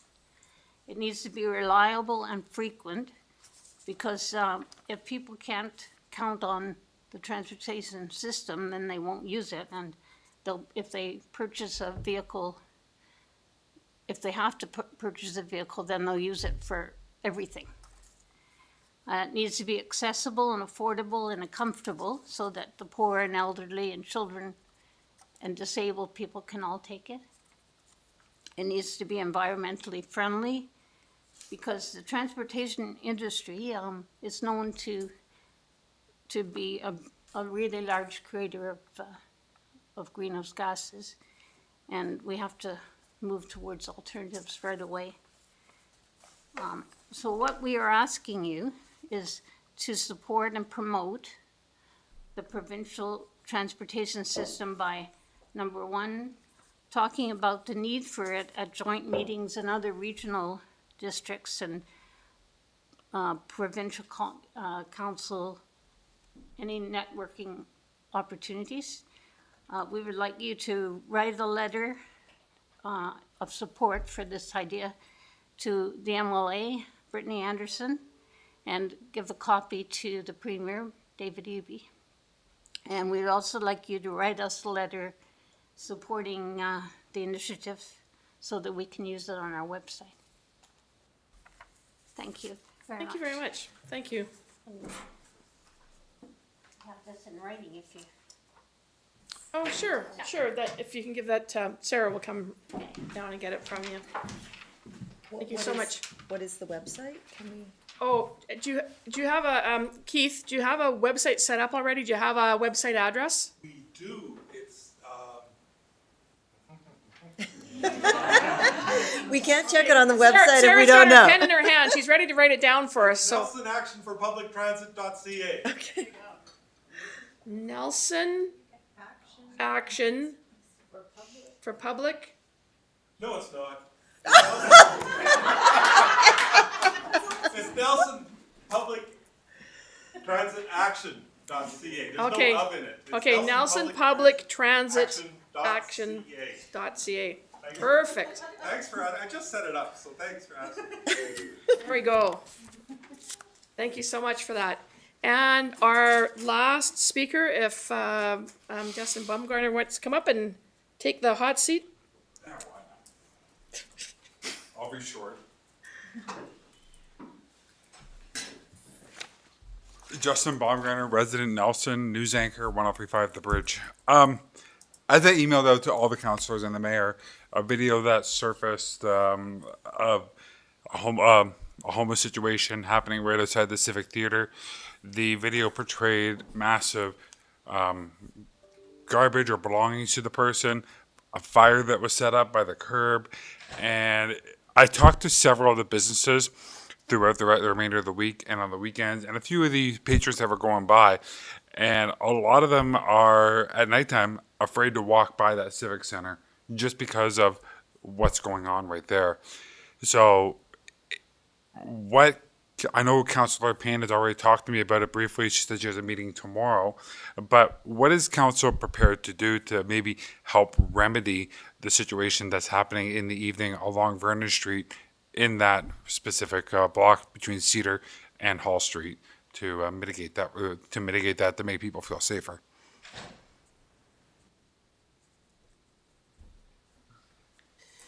Well, as you know, that we work with our community partners in this, and so we have policing normally is often called, whether or not they're the right avenue, it's always hard to judge that. And then we work with our social service agencies, with anchors, with the group from REDI, with Interior Health. And as you know, this is a societal problem that is not only seen here in Nelson, but is seen province-wide. And it's a continuing, ongoing problem that we struggle with, and we do our best to work with our community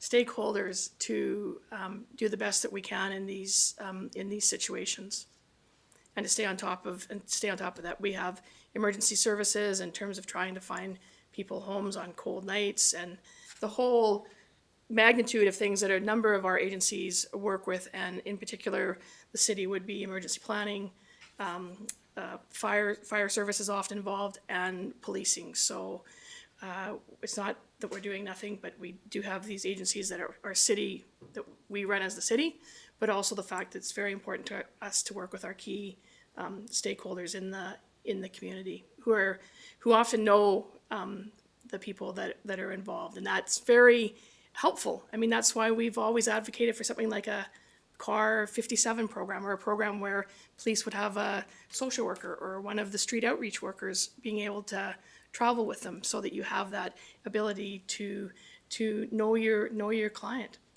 So. And I think part of the bigger concern with it is, I don't know if anybody watched the video or saw the video, but it's not so much the belongings that are there, but the video clearly shows needles, bongs, the drug paraphernalia that's going on. Now, I know there has been the fentanyl and all the other cocaine that has been now legalized to an extent, but if you have children walking by, you have families walking by, and they're seeing this, they're concerned that this is going to send the wrong message out to those families and those children as well. Yeah, I want to thank you for bringing it forward to us. Okay. I think most of us saw the video. There's been a variety of those videos that have been circulated over time. I can speak only like for myself in terms of trying to work with neighbors, work with interior health. So there's a number of ongoing meetings. I know that Councillor Payne is involved with, she likes to go to the ENCO meetings. I go to the fentanyl task force meetings. We're still struggling, as is every other municipality Sure. in British Columbia, with new rules and regulations around decriminalization of the 2.5 grams of illicit substances. So I think we'll be looking to our governments, like in Portland, that has had decriminalization for some time, and learn lessons from them. And also we continue to reach out to other levels of government, provincial government, to give us some guidance and hopefully some financial support in regards to trying to look at now how we deal with this ongoing social issue, and layered on top of that, the decriminalization that came into effect on January the 31st. Thank you, Mayor. Thank you, Council. Thank you. Good questions. Thank you. 4 people participating. It's great. And moving on to our next item. So we're on to the Colliers projects leaders have been retained by the city of Nelson, by the city to lead the Civic Center Revitalization Project, and are presenting to council with an update tonight on the project. And Evan, I welcome you, and your colleague is? Kim. Kim. Hello. Lovely to meet you. You as well. And I know that at the back there, our Director of Planning Services is there in case there's other questions, and our Director of Public Works has taken up some seats there in the, they're kind of, oh no, I can see them on the television. Okay. Oh, yeah, they're there. So welcome to Nelson, and please. Thank you very much, and can everybody hear me okay? Thanks very much. Colliers project leaders would like to start with the land acknowledgement. We acknowledge that we live and work in the unceded territories and traditional land of the Tana, the Seahook, and the Sinixt peoples. I hope I got that right. No. Thanks. Which is also home to the Métis and many diverse Aboriginal persons. Our goals for today is to give a progress update to council. We are going to talk a bit about the consultation work that we have underway, why we're here, talk about the project components, major decision points, our approach, and our next steps for moving forward. I did just want to take a minute and thank the project team. We've had the opportunity to work with city administration, and we work in cities across the country, and you have a very highly professionalized bureaucracy, very talented people. We're working to budget, we're scoping to budget on this, but also Kim and I have talked a lot about how much everybody cares, not only about the city of Nelson, but on this project in particular. And it was very, very nice to see that video. I've had the opportunity, and Kim had the opportunity on a couple of occasions to tour the building, and it is a pretty special place. And you can tell because of activities like that over the almost 90 years that building has been an important community gathering place. You can feel it in the building when you're in there. We'd also like to thank the Nelson Civic Theatre Society. We're here today with Marilyn Mint, who's the president, and Eleanor Stacey, the executive director, who are also project sponsors on this with us and have been fantastic to work with. My name is Evan Woolley. I'm a director on the infrastructure advisory team, and I'm here with Kim Turner, who's the project lead on this project. We're undertaking and have undertaken, I've actually had the opportunity to meet Danielle, and we're meeting again tomorrow to meet with almost all of the user groups in the building now. We've done a number of stakeholder outreach just to ensure that not only when this project is underway, there's hours of operations, there's time that banging can happen more appropriately than when banging shouldn't be happening, and we're really working with all of the user groups in the building to ensure that as the project progresses and is in construction, call it, that the impacts to user groups, adjacent business owners, and the like are really thoughtfully considered as part of this project. The Nelson District Seniors Coordinating Society, the Nelson Senior Center, we've engaged with the Nelson Heritage Working Group, I met today for the second time with Tom Thompson from the Nelson District Chamber of Commerce.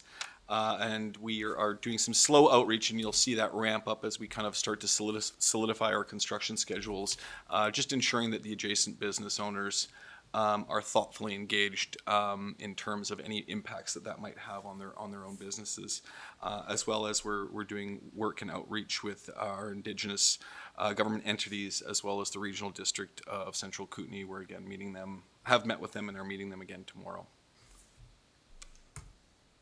Why we're here, I mean, you all know why we're here. We're here at Council's direction, and some of that initial direction was to pursue options to address this facility. This facility is almost 90 years old, and there have not been significant upgrades to the building in all of that time, and it's amazing how long these concrete buildings have lasted. I've managed to, when you're winding around some of the corridors, that this building is not going anywhere for another 100 years, and we're really excited at the opportunity to be a part of this project, which is revitalizing it to ensure that its future success. As well, we know that the city's climate action plan, Nelson Next, plans to achieve net zero targets and climate resiliency for city buildings and infrastructure. And today, the Nelson Civic Center is the polluter of all of the city assets, with I think up to 30% of all GHG emissions coming from that single building. And so we're really excited at the opportunity to help the city meet its community goals in terms of climate resiliency.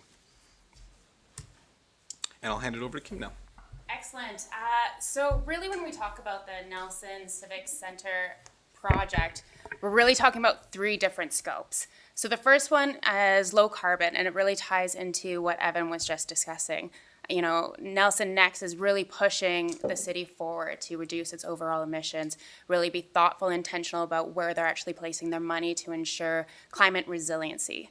So that scope there, it's really focusing on getting the emissions down. We're going to be looking at the roof components, the insulation, the windows, but we're also going to be looking at building up that resiliency by replacing the cooling system, the heating systems, and the HVAC. We want to ensure that all of the different individuals, businesses that use that facility are comfortable year-round, and they're not comfortable at the expense of the environment, but that it's also potentially a place to be used if there is a case of emergency.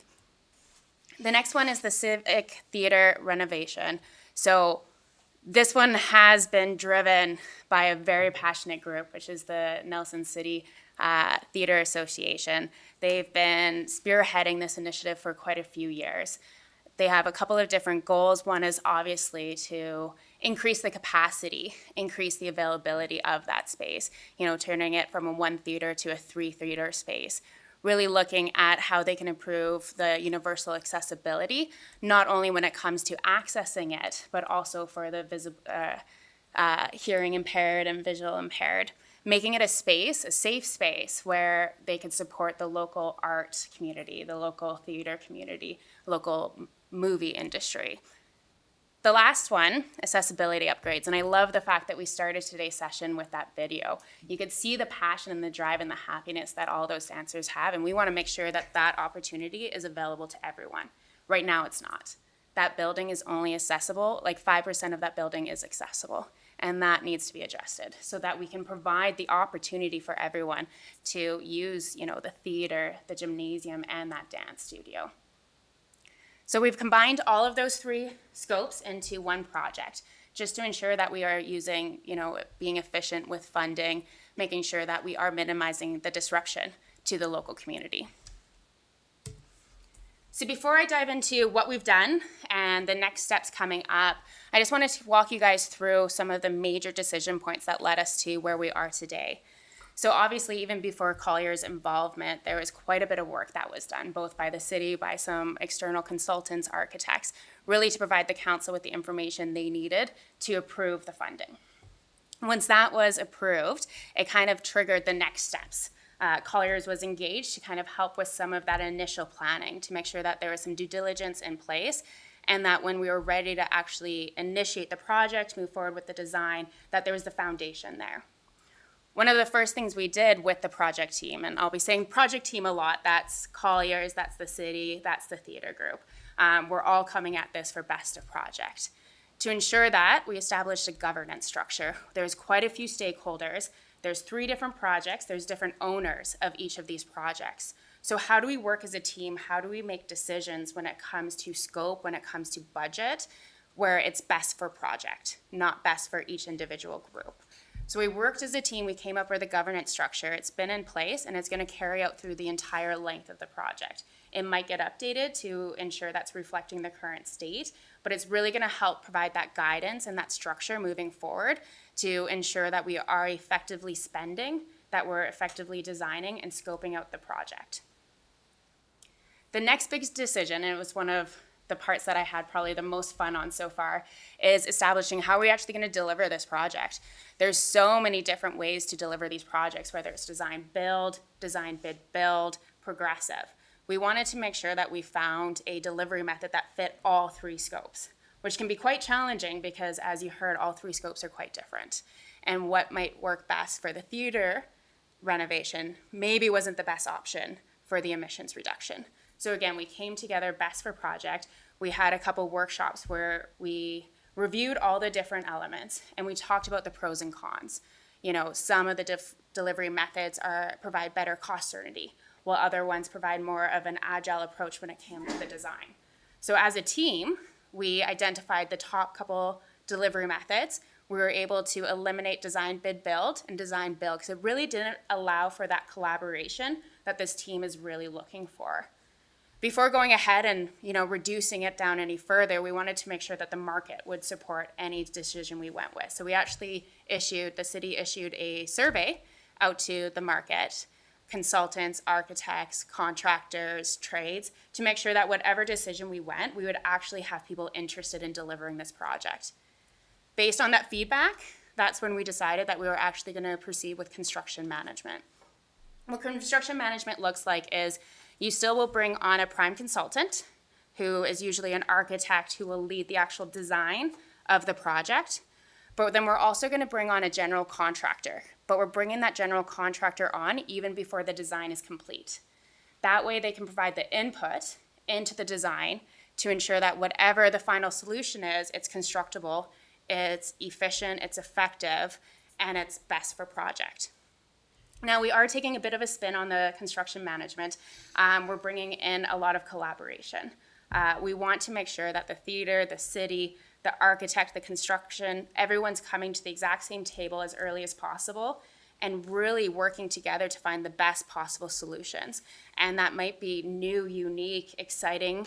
It might be what's already been on the table. So we're really excited to kind of see where this goes. Once we actually decided we're going ahead with the construction management, it was time to go ahead and get the request for proposal out for the prime consultant. So in December, we were able to get that onto the market, and we just awarded the letter of award to Cover Architect. We're kicking off the design at the end of this week, and we're in the processes of finalizing the contract. So we're really excited to get this project moving forward with a really excellent project team. So I'm not going to spend a lot of time on this slide. It kind of outlines what we've done to date to get where we are. I think a couple of things that are really key to flag here is, as Evan alluded to, we did a fairly detailed stakeholder engagement, and it's not stopping now. That's going to continue on, and the information that we're able to provide the community is only going to get more detailed as we engage the CM and the prime consultant gets on board when we further define what that design's going to look like, the impact to the community. Governance structure. Another element that we were looking at is the scope of work and just validating. We did a limited component of that because we wanted to ensure that we were providing the prime consultant with enough flexibility to come to the table with unique ideas. We didn't want to kind of pigeonhole them into a box. So we've laid out a very high level scope of work, and then we're hoping that they're going to come in, work with the project team to come up with some really unique ideas of how we can address, the needs of these scopes. Risk management, this is something that's going to be ongoing throughout the entire project. So we did a risk reshot back in the beginning of fall with the initial project team, just identifying at a high level what are some major concerns and what can we get ahead of? What are those mitigation strategies? And they just held another one with the design team last week, I believe. So again, this is going to be an ongoing process as we bring in additional players, because they're going to come in with their own experience, their own subject matter expertise, and be able to provide, further risk and maybe some other ideas of how we can mitigate these risks. Grant is probably the only one I want to flag. We're well aware that the budgets have been approved, but that's not going to stop us to try and minimize how much has to get borrowed. So we're continuously looking for additional grants. I think Colin here just hit submit at noon today on another grant application, and one of our other colleagues, Alex, sat in on an information session today for an additional grant. So that's not going to end, and we're going to continue to look for other sources to fund this project wherever possible. So what's next? And this is our last slide, but obviously this is the beginning of a really exciting project and one that we see a lot of value for the community. So there's going to be a kickoff meeting where we're bringing in the prime consultant and really starting to move the project forward. One of the key focuses that we're going to be doing with that design consultant right away is validating that scope. Still going to be a little bit on the high level because we do need that CM to come, the construction manager to come in with their expertise and their understanding of the current market condition and pricing. But with the designers coming in with their background and their understanding, and we made sure we picked a architect that had experience on all three scopes. That was really important to us. They're going to come in with a little bit more of an understanding and be able to dive and further validate that scope. Using that, we'll be progressing the design to concept. And what I mean by concept is that's at most 30%. If you think of, your issue for construction drawings that the contractor can go out and build against, 30% of that level of detail is what we're hoping to get before we actually engage the construction manager. So we don't want to progress the design too far down the line because we want that construction manager to come in, provide their input, especially when it comes to cost efficiencies, what material is actually available, because we all know the supply chains, changing day to day. They're going to be the ones that are going to be able to help guide to ensure that we are using the right material for the right use. So as soon as we get that that concept design, we'll go ahead and issue some documents to the market to try and engage the construction manager. A big focus of that is going to be finding the right partner, similar to what we did with the prime consultant. And then from there, it's just keep going, working towards that final design. And I'm assuming there'll be another update to the council.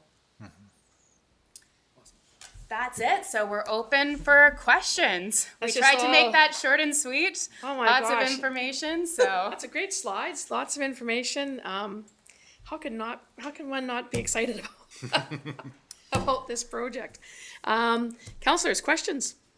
Councillor Woodward. Thank you, Mayor. Yes, I was here last term, and I'm here again, and so it's really incredible to see this. We're actually here. Yeah. It's been a long haul. I guess I know you've talked a little bit about it here, but it's just the risk management of the supply chains, and we're feeling that with our deck job, and it's. Do you feel like the supply chains are settling down? Because this is a much larger project than many that we've done, and so do you feel like? Can we, when we set a price on something and a month later, what are we going to do when these prices escalate? Yeah, I can't speak to what the supply chain's going to look like in a week or two, because even though it's not as volatile as it has been in recent times, it's so unknown. Mm-hmm. This was one of the key factors that led us to going with the construction management delivery method. Because by bringing in that construction manager in early, they're going to be able to engage the trades early. Mm-hmm. We can accelerate portions of the project even before the complete design's done, because we'll be able to piece things apart. So if there's something that's a little bit more high risk with regards to supply chain, whether it's a larger piece of equipment like the HVAC, or if there isn't any local supply and we'll have to go, further away, we can ask the architects to accelerate the design. By bringing the CM in, they can actually place that order. So then it's going to de-risk. It's not going to remove all of the risk with regards to supply chain, but it's going to reduce it a little bit by bringing that CM on board. Supplemental, Mayor? Yes. So you're talking about purchasing, let's talk about HVAC. Yeah. So as an example, so we'd purchase that before the design for where it's going to go or how it's going to be done. It would need to be designed. I'm not saying to go out and purchase before the design of that component is complete, but we can go ahead, and as long as the phasing works, go ahead with the HVAC design before we complete the concourse design. They don't necessarily have to tie together. You do have to be very conscious, and this was another reason why it's great that all of these all these projects were packaged together. You do have to be conscious how they relate to one another. So if the HVAC's gonna punch through the wall, through the concourse or something like that has to be part of the discussion. But So it's like parallel pathway constructions all at once? probably it's gonna be phased, because if you're doing it all at once, that means all the design's complete. So we're going to, part of the conversation, once, the prime design consultant really gets on board, is what's the best phasing for this project. There's certain things that 100% have to be completed first. There's some large pieces of equipment within the theater that need to be removed before they go and start, doing all their finishes and, making it into a beautiful facility. That needs to be removed. Obviously there's some stuff on the roof that has to be looked into. If there's going to be large pieces of material and equipment being brought into the facility, you have to consider how they're actually getting into there. Because if it's through the doors where eventually the concourse is going to go, that material all has to be in the building before the concourse. So there's definitely going to be some conversation about those phasings. We've already identified, like the large piece of equipment, how that all work together. But this is going to be the larger conversation with the team once we get the prime designer on, and then also the construction manager. So again, like from your first question, it's not going to completely eliminate supply chain, but bringing that CM in, they are going to be able to get contracts in place with their sub-trades ahead of time. And so we're not waiting for a year down the line where, pricing of wood might be skyrocketed again. We can actually try and secure it. And then you also mitigate that slightly with your contracts. Right. If you state that this is the price, that's the price. As long as you continue with the schedule as is, even if the pricing of that material goes up, that's a risk that those trades take on. Okay. Thank you very much. No worries. And not to be that guy, but these are risky projects, and there's continued and ongoing struggles with procurement and supply chains, and we all know that that's happening. And I think one of the really confident things in having Kim and our team and bringing on a really great construction manager is being hyper aware and mitigating risk, and always be thinking about that throughout this process. Thank you. Councillor Tate. Further to that, besides just the supply chain issue, and maybe Director Innes would like to speak to this, sometimes we can encounter difficulties if we have contracts with subtrades before we have detailed design. How do you go about mitigating the risks of hours of labor, people needed on the ground, and those sorts of things? Yeah, so unless you want to speak to that. No, That is also kind of built into the construction management contract. So what happens is that construction manager is going to hold all their contracts with the subtrades. So it's their responsibility to manage those. They're going to engage them on some rough drawings and get pricing for that. But within that sort of contract, they're going to have contingency, and they're going to have, the additional sort of buffer for those. We're also ensuring that we have a very healthy contingency on this project, not only because of that situation, but whenever you're dealing with an existing building, it doesn't matter how much investigation you do ahead of time. You could drill a hole 2 feet over and find something completely different. So we have ensured that we do have a pretty significant contingency, because one of the major constraint on these projects is budget. We don't have the ability to go over the budget. So it's going to be scope change is what's going to be varying on these projects.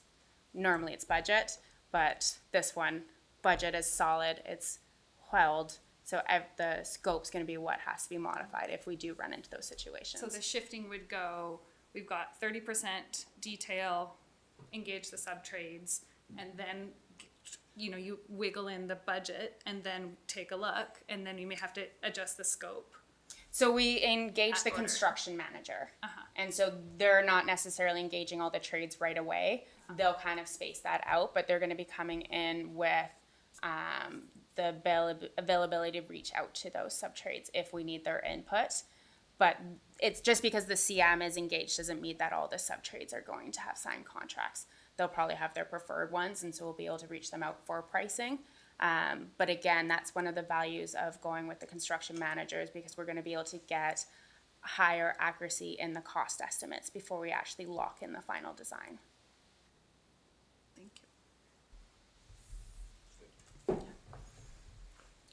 Okay, councillors, I think that you've crossed all the bridges that we have for right now, so I see no other Councillor Payne. Well, I just thought the mayor would be disappointed if I didn't put my hand up, so. Not really, she couldn't believe it. I am sort of gobsmacked. Incredible presentation, thank you so much. I was not on council the last time, but I've certainly been watching it as an engaged citizen in our town with excitement around the incredible possibilities of this project. And it's just wonderful to hear about the teamwork and the thoughtful consideration from all parties coming together. Oh, that we would see this more in the world. So thank you so much for bringing that to us. We definitely cannot take credit for that. One thing that I do want to throw out, like if there is any interest in learning more about the construction management methodology and delivery method, because it might not be as used, let us know. We have information on it that we can provide, just if you guys are interested. Yeah, and I would just again like to say thanks to the city team, has been fantastic, as well as the project sponsors with the Civic Theatre Society. They've been a fantastic team. We feel really, really lucky to be a part of this project. So thank you very much, council. Thank you. Okay, thank you very much, and we look forward to having you back again for updates throughout no doubt the time of this project. So, looking forward to that. Thank you. Yeah. Up next, we have the Poverty Reduction Team doing a presentation. And Together Nelson is presenting the results after the first full year of the Community Action Strategy to reduce poverty. Do we have enough chairs? Okay.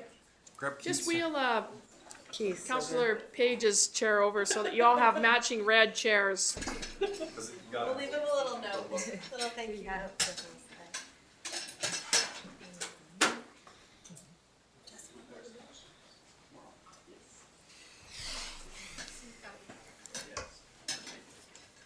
You will have to a little bit share the microphone, just so you know from back there, so that it gets recorded clearly.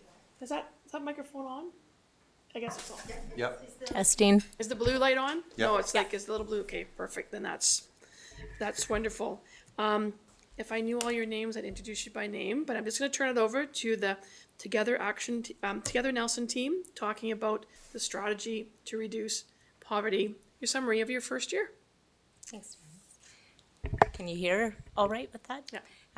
So my name's Samantha Zaitzoff. I'm the program coordinator for the West Kootenay Child Care Resource and Referral, a program of Kootenay Kids Society, and I'm here today with Jessica Chant, who's the executive director of Nelson Food Community Food Center. Sorry. Nerves come up a little bit, I think probably. and Jessica Kieran, who's the financial literacy coordinator for Kootenay Career Development Society. Yes. A lot of It's a very nice logo, I like it. And we're committee members of the Leadership Roundtable for Together Nelson, which is an initiative of Nelson at its best. Together Nelson is a city-endorsed 4-year community action strategy to reduce poverty. We believe that ending poverty is a shared responsibility where community has an important role to play. We recognize the importance of maintaining and further supporting the essential poverty alleviation efforts of our local organizations, hence the representation of local organizations. Together, Nelson's focus is reducing poverty, which means lifting community members out of poverty by increasing opportunities that support economic independence, are precursors to economic independence, or address high priority gaps in our community's poverty alleviation efforts, focusing on 5 key areas. So employment and income, education and skill building, housing, transportation, and access to services. Together, Nelson aims to raise 500 people out of poverty over the 4 years of the strategy, which we've just come through the first year, and we are very excited to share the highlights, which were shared in your briefing notes. And we're really proud of the scale of our accomplishments for this year, and we're looking forward to continuing that momentum and increasing for year 2. And I'm really excited to pass over to Jessica Kieran to share highlights of year 1 and the successful delivery of Dollar and Cents program. Yes, thank you so much. So again, this has been a collaboration of a few community key organizations with the Nelson Community Food Services. We have representation from the Youth and Children's Resource Facility, and then Kootenay Career Development Society was for this 4-year term project. We were the service delivery program representatives to put together our first strategy, which was financial literacy training and support in terms of employment programs. So Kootenay Career Development Society works with Work BC in putting together employment programs, and so we were really happy to collaborate and put together a financial literacy training program. The key people that had originally collaborated are not here this evening, but we do have Jocelyn Carver, the executive director, who put a lot of intention and thought into the creation of the program, and I was hired to be the program facilitator and delivery of the program. And I have to say, just in moving forward, the financial literacy, just as an impact on poverty reduction, does not sound exciting in terms of what people really want to learn about. But I will say the results of this program and the unique strategy that was put together made it something really special. And I would have to say the Loonies and Cents program, because there's lots of different kinds of financial literacy initiatives by the Government of Canada, by the province of British Columbia, and I'm really actually quite proud of what Together Nelson has put together and Kootenay Career Development Society has created and put together to the public for customization of financial topics, initiatives. Nobody really wants to talk about money often. We like to receive it, but nobody really wants to talk about how to handle these things. And so the structure of the program was something really unique, where we did an intake directly related to individuals that are identifying as low-income workers, which with COVID and inflation, a lot of people are identifying in that demographic. And we had an overwhelming response of just people in the community wanting to know more about it. As you can see through the chart here, we talked about goal setting. So each individual worked on wherever they're at in their financial life, and the whole point was to elevate them to the next level, whether that be having them change their banking account, look at their taxes, set up things like wills, estate planning, all these kinds of concepts that people don't really want to talk about or don't really have the navigation to go around. We put it together and made it in a really approachable setting that people could easily reach out. The individualized support, where people had goals, they could identify how they were going to tackle debt, how they were going to look at perhaps shifting different habits around spending. We would identify different kinds of experts that could come in and talk a little bit more. I have a little bit of a dry mouth here, and I'm talking a little bit much, so I'm just gonna take a little sip. What made this program really unique too is people got paid to do this program, which was a wonderful opportunity for them to look at different aspects of what they needed to put their finances on, and alleviated a lot of stress around that area, where if they were behind on debt payments, many people were in school, single parents, they were able to just have a little bit of breathing room, which was such a wonderful access for individuals. And again, the wraparound supports where if people didn't actually have the time or capacity to be like, hey, I just needed to look a little bit more about doing my taxes this year, and I haven't looked at it for a few years. How do I get that done? Because there's a lot of fear and shame and a lot of emotions that go around that. So just how the group settings were set up, people really came out of the woodwork, were able to really confront a lot of things that were barriers and take great progress and steps. And some of the results around just about what the curriculum handled was kind of monumental, at least I find.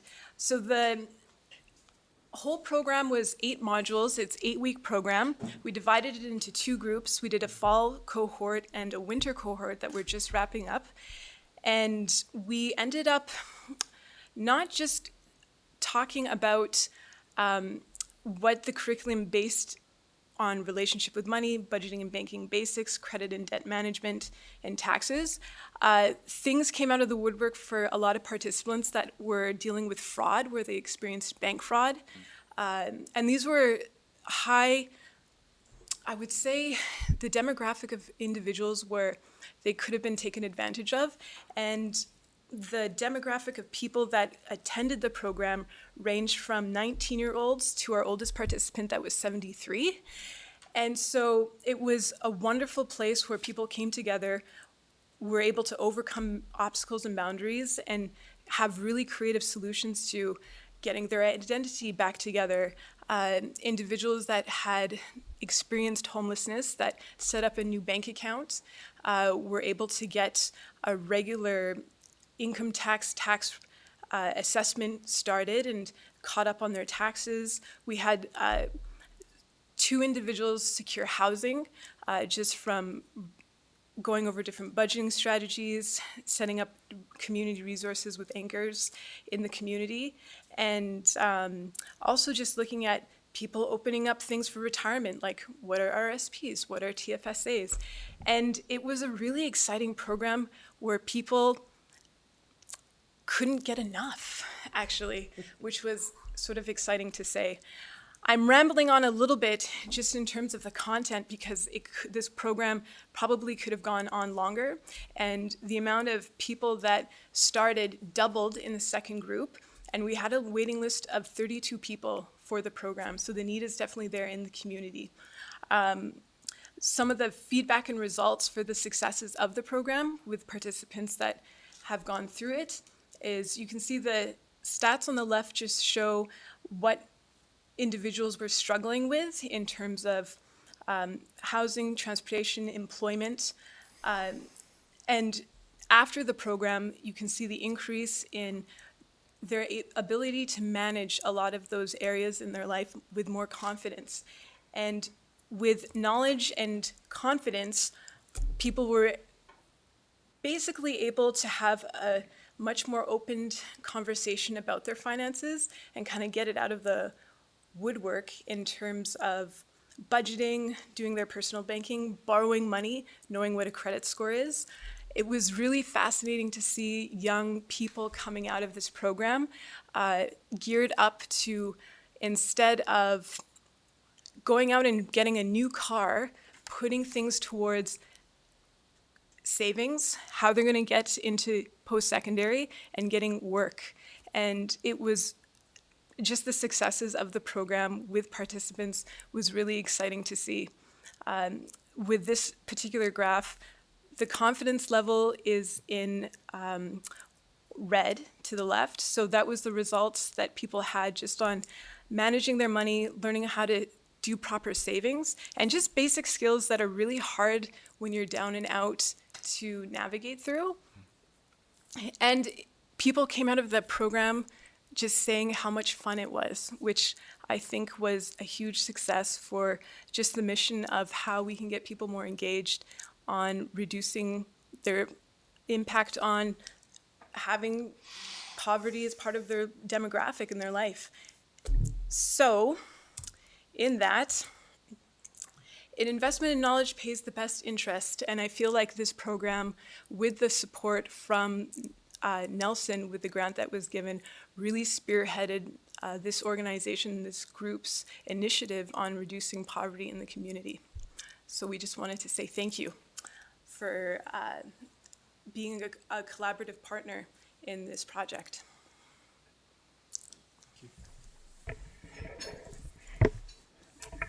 I want to acknowledge that we certainly represent the project up here at the front. Like all of the work that we do, we're a broad-based group of partners, including people with lived experience. And I want to make sure that council knows how many folks are in this room that support this project. We might be up here at the front and we may have your ear, but all of the people who have all of our hearts are back there, including some of the participants of the Loonies and Cents program. So we're really proud of that inclusion, this poverty reduction strategy, which we prefer to call Together Nelson because people get a bit more jazzed about that name, really was created through this broad-based coalition and included people with lived experience, and that continues to this day, and fully embracing the ethos of nothing about us without us. I'm here to make the pitch for year 2. We hope you're super excited and super proud of all the work that's being done in the city of Nelson. We certainly are, having brought together all of our achievements and successes as individual organizations and as Together Nelson as a whole in preparing those briefing notes. We are extremely proud of our achievements. These are things that we do every day in our organizations to better the lives and to increase the quality of life for folks in Nelson who are quite marginalized and typically not heard. It's really powerful to have all of those results collected in one place, and to be able to speak to you today is a real privilege. We hope you're as excited about the work of year 1 as we are, and we hope you're even more excited for year 2, because our request to council is that the city of Nelson, just as it did last year, apply for the UBCM Poverty Reduction Planning and Action Program grant and contract Together Nelson with Nelson Community Food Center as the delivery partner for year 2. We want our strategy and our activities to be reflective of all of the members of the coalition and the leadership roundtable for Together Nelson, and so we're switching delivery partners for year 2. This probably sounds as exciting as financial literacy, but I promise it's super innovative. We'll be looking at food access. So this falls under the 5th component and focus area of the strategy, which is access to services. And Nelson Community Food Center would like to look, maybe even try something, outside of the typical charitable food bank model. There are a lot of different innovative structures. We will continue to deliver our Good Food Bank program, but want to see, as so many folks are impacted by inflation and rising food costs, if there are other food access programs that we could try that would engage new folks who do need our programming, all in an effort to reduce poverty in Nelson as a whole and build on the success of Together Nelson in year 1. I am supposed to tell you that the resolution to support the grant application will be arriving in front of you at your March 14th meeting. So get ready to endorse that.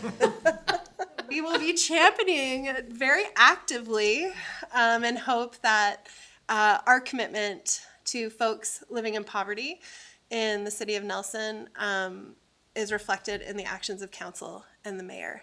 And I do want to address just very quickly, we know that through census data that poverty has been reduced through the most recent census data, and that's because of the impact of CIRB. Without those government supports, we fully anticipate poverty to rise, and we hope that the city of Nelson and our leadership roundtable partners will be proactive in engaging on this issue so that we're prepared to serve those folks who need our services the most. So thank you for having us. Okay, don't ever take your eyes off the prize up here. So, lots of questions for you. I'm going to start. We have Councillor Pinero, followed by Councillor Tate, and pulling up in third, we have Councillor Payne. So, hi, and thanks for all of that work, and it's obviously a lot of work and really important work, and just amazing. So thank you. I noticed that in these slides and in a lot of the the focus of the work seems to be helping people manage. I mean, maybe I'm simplifying this, but maybe manage with less, and be more responsible in their habits and whatnot. And while I it's obviously an aspect of poverty, what doesn't seem to be there is some of the systemic reasons why people are struggling in the first place. And I'm wondering if there's a spot in maybe the future manifestations of this, that is there a spot in your eyes for more of a collaborative approach with other aspects of government, or sort of some sort of outreach, so that some of those more systemic problems could be addressed at the same time as we, help people navigate the situation that they're already in? Because I just see it as, this is obviously great work and much needed, but it doesn't address too much. Maybe it sort of does a little bit, but maybe not completely, how people got there in the first place, and why people continue to struggle, and why people continue to have to do with less constantly. I mean, it seems like an ongoing problem, and it seems like something that's bigger than, what sort of craft dinner you're buying or whatever. And so, yeah, just curious to know, I'm sure you've thought of those things, and I'm curious to know where you see that advocacy working, and what sort of organizations you potentially could reach out to or partner with in the future to make this more, just more effective than it obviously is. Yeah. Yeah, I could speak to that. So that's just it. This financial literacy is one aspect of many different systemic issues that are keeping people in that demographic. And I would have to say, on even a personal level, like, I am a byproduct of the welfare and affordable housing system. And I completely relate to these situations and the mental health aspect that occurs, and seeing people come in and where they're at. So it does require a wraparound effect, and financial literacy is one mechanism where people have knowledge to take action steps. But yes, would they have additional income coming in? How do we navigate them having income coming in? And it is a larger question at hand, absolutely. In the structure of where people have come in, particularly for this program, KCDS does offer a lot of additional supports for individuals, from having access to counseling, to also collaborating with other programs that are other initiatives of that organization, which is, one of them is Peers. And Peers works with directly related to these kinds of systemic issues where people are dealing with homelessness and often drug addiction. So there's a lot of crossover that occurred. And so there is a connection of working with the different organizations, which is sort of in relation to why this group is together collaboratively. And one aspect is just, yes, financial literacy is one of the initiatives that is occurring in this 4-year program to help address those kinds of things. And it is a bigger issue, and those are big questions. And as an organization, we are breaking it down and providing chunks of that service for individuals to feel the support to take action and change, right?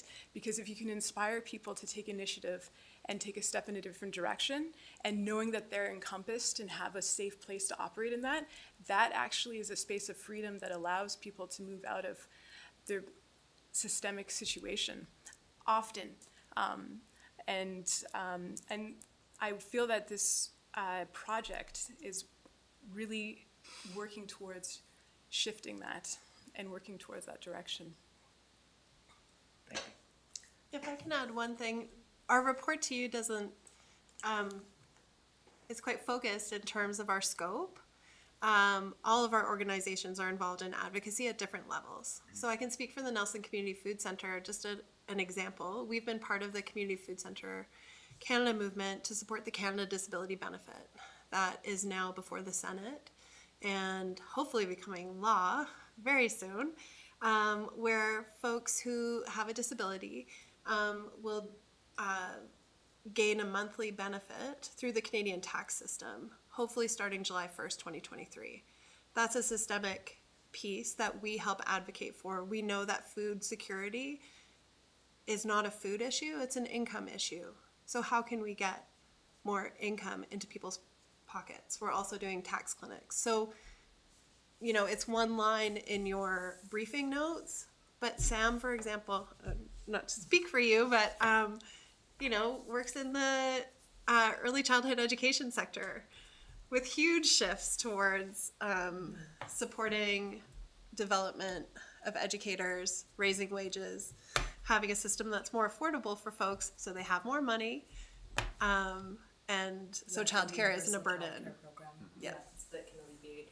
And I think also, as it's our leadership roundtable as well, we're continually asking other not-for-profit and stakeholders if they'd like to come to the table and be part of the table as well. And I think it really pools a lot of our individual services that we offer to know what's going on and know where there's gaps and know how we can advocate and support each other, because systemic is massive and huge and needs to be changed. And it also, this is a place to start where we can have community action on the ground and be supporting, if a grant comes out and we're aware of it, which agency would make sense and how do we support each other.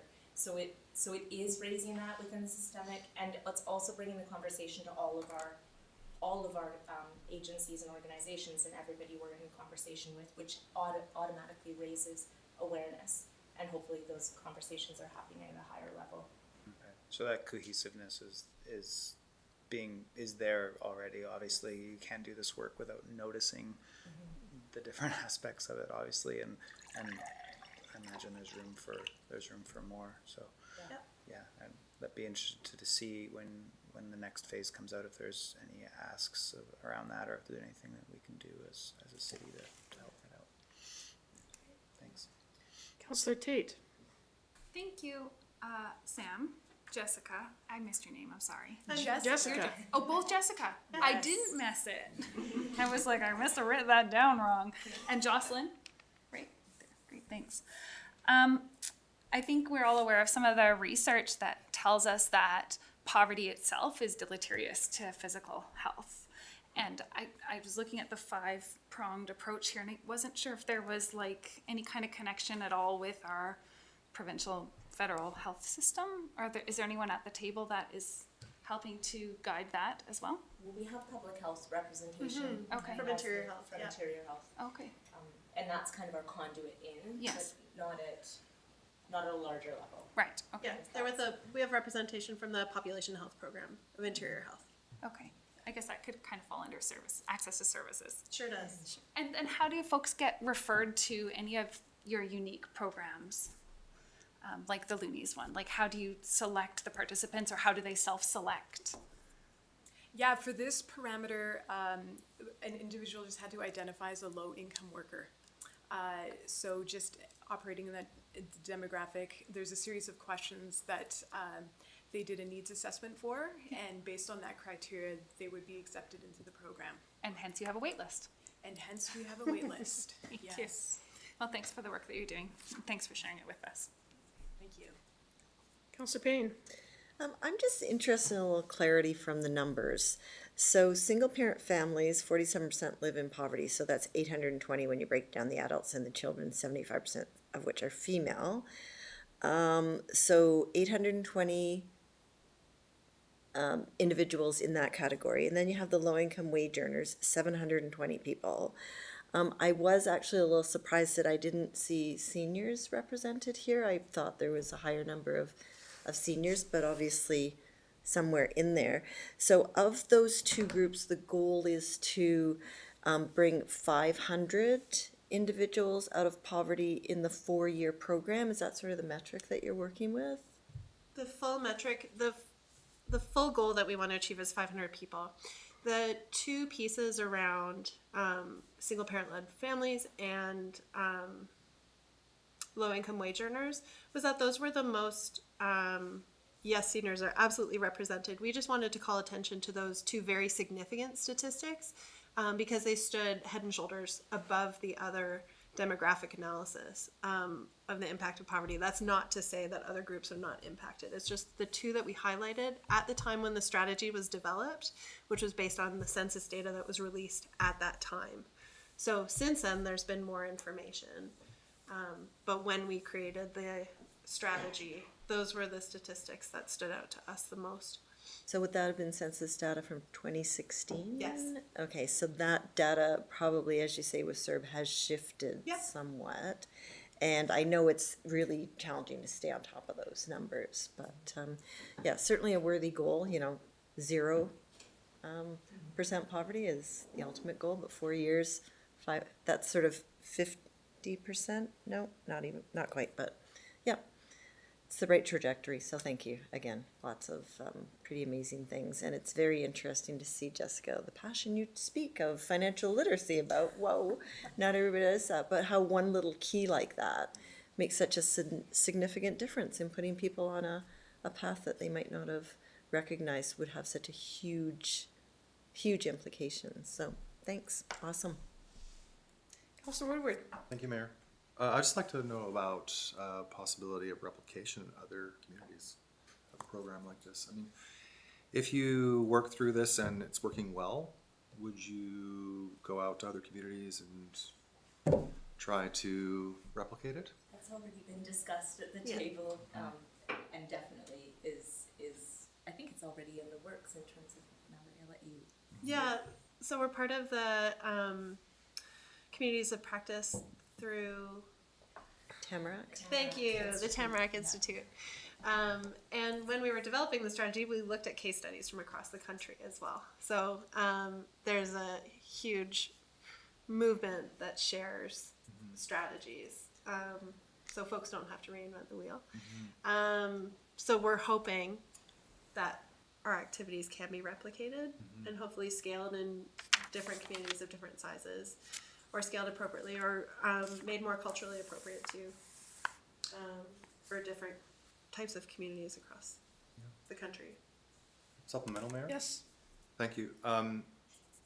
So I guess almost feel like it would be like a booklet or some kind of like, it would be like a template, I guess. And you'd hone down what really functions well over this time period.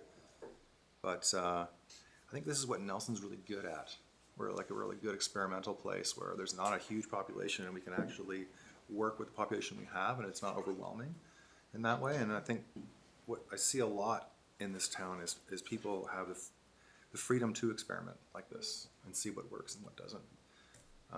And I'll just say when we go to council events, people will come up to us and be like, oh, whenever we're trying to do something interesting in our town, we always look at what Nelson's doing. So I just want to say you're part of that, so it's great. Thank you. We love making you look good. Just a representative of the community, just representing the community. But thank you for your work. It's great. May I have one question? I'm not sure if it's appropriate, and Sarah can keep us on time, but I do know that you brought some of your guests with you, and I just, if they're allowed and if we have time, if they wanted to say anything, if there was anybody, I know that. We have Peter, he was in our first group, and we have Summer and Paulina, they're in our second group, our winter group, which is just wrapping. Lots of. I'd say go talk to the mic, because I listened on YouTube, you can't hear. Would you be willing to come to the microphone for 1 minute, Summer? No? No? Okay. Well, us in the room can enjoy your voice. Okay, thanks, Paulina.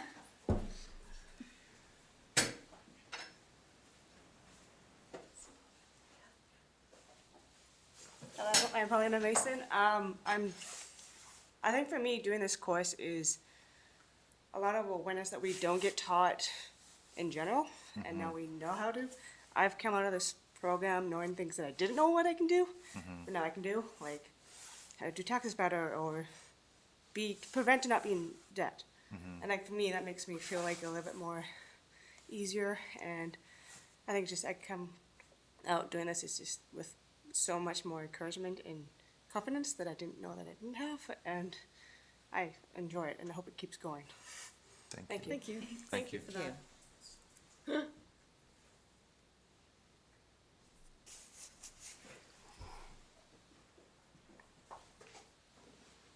So, yeah, Peter Schramm, Nelson, BC, and I would say I have 5 times as much money right now as when I started this program.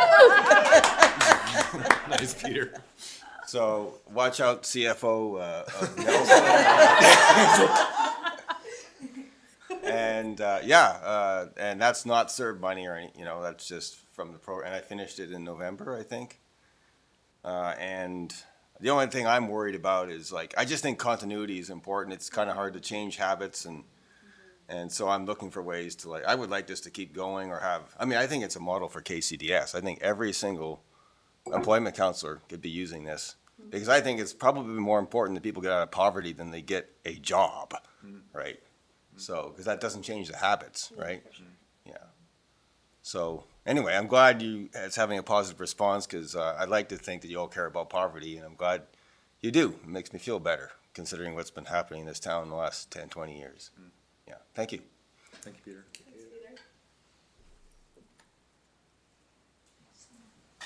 And I should say I come from a real estate background, and I have a small real estate brokerage that I facilitate rent-to-owns on houses, and so my background is getting people into housing in very creative financing ways, and I have a mortgage background. So when I do things like this, it's with the pretense of all coming from that mind space of a lot of systemic beliefs, breaking those things down, and then coming from a very savvy model angle of how does the big world picture look like, and then putting that into their own world and making it palatable in gradient baby steps.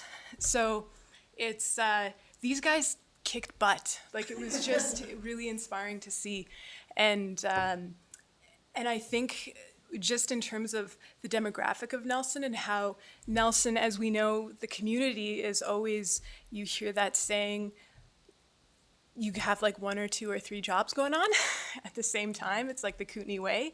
And the people here are very innovative and very entrepreneurial in the fact of how from dealing with business owners here and how they help their employees. And there's a lot of, it's a wonderful place to spearhead initiatives and new ways of doing things. And yeah, I think this city should be really proud of this program.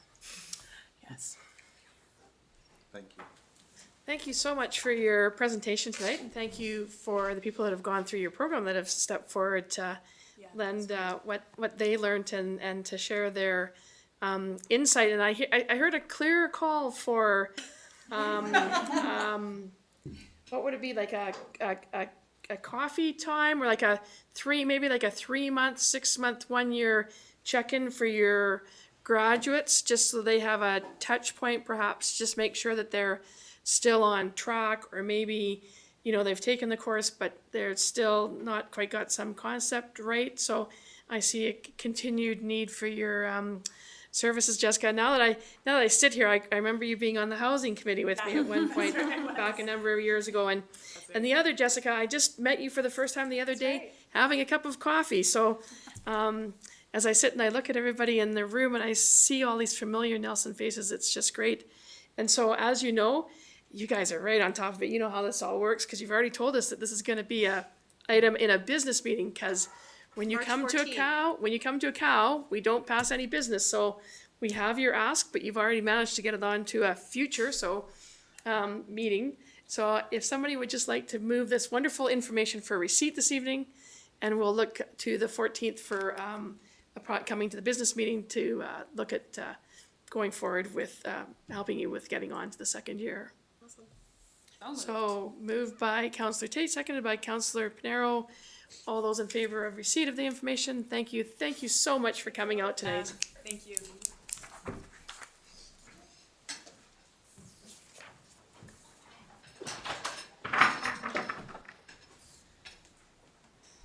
And as we change seats around, our last presentation tonight is on our that was our whale finding. Yes, we're going to find that proverbial whale in I'm not Kootenay going Lake. that far tonight, We're going to Janice. start a whole new rumor. A whale finding. The Wayfinding Strategy. So Suzanne Maver from Public, and she was there, from Public Architecture and Communication is presenting the city's Wayfinding Strategy to council with support for Anna Barber, one of our city planners. And it's nice to see you, Suzanne. We can see you up there on the screen here in council chambers. And good evening to Rihanna at the other end, who's going to be there. And also, I guess with Rihanna, it's hello and maybe adieu, as opposed to goodbye. But Rihanna is here to present this tonight because she has gotten a new job. Are you still in the building? No, I'll be in the pink building. In the pink building. She's moving on to the provincial government. So this has been her project, and it's lovely to be able that we can hear the final presentation of this project before you move over to the pink building from the white building. So over to you, Rhiannon, and to work with your colleague there. Okay, great. That was a hard act to follow.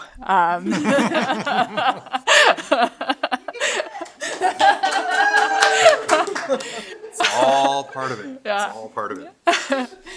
So to give you a little bit of background, the city was awarded a $700,000 tourism-dependent community COVID grant back in 2021. This grant was intended to cover wayfinding, the new Welcome to Nelson signs, and Cottonwood Park upgrades. The city put out a tender for a wayfinding strategy and the design of new signs last year, which Public Architecture and Communications won. They're a company that is based out of Vancouver that specialize in wayfinding and have worked on strategies for a number of other municipalities.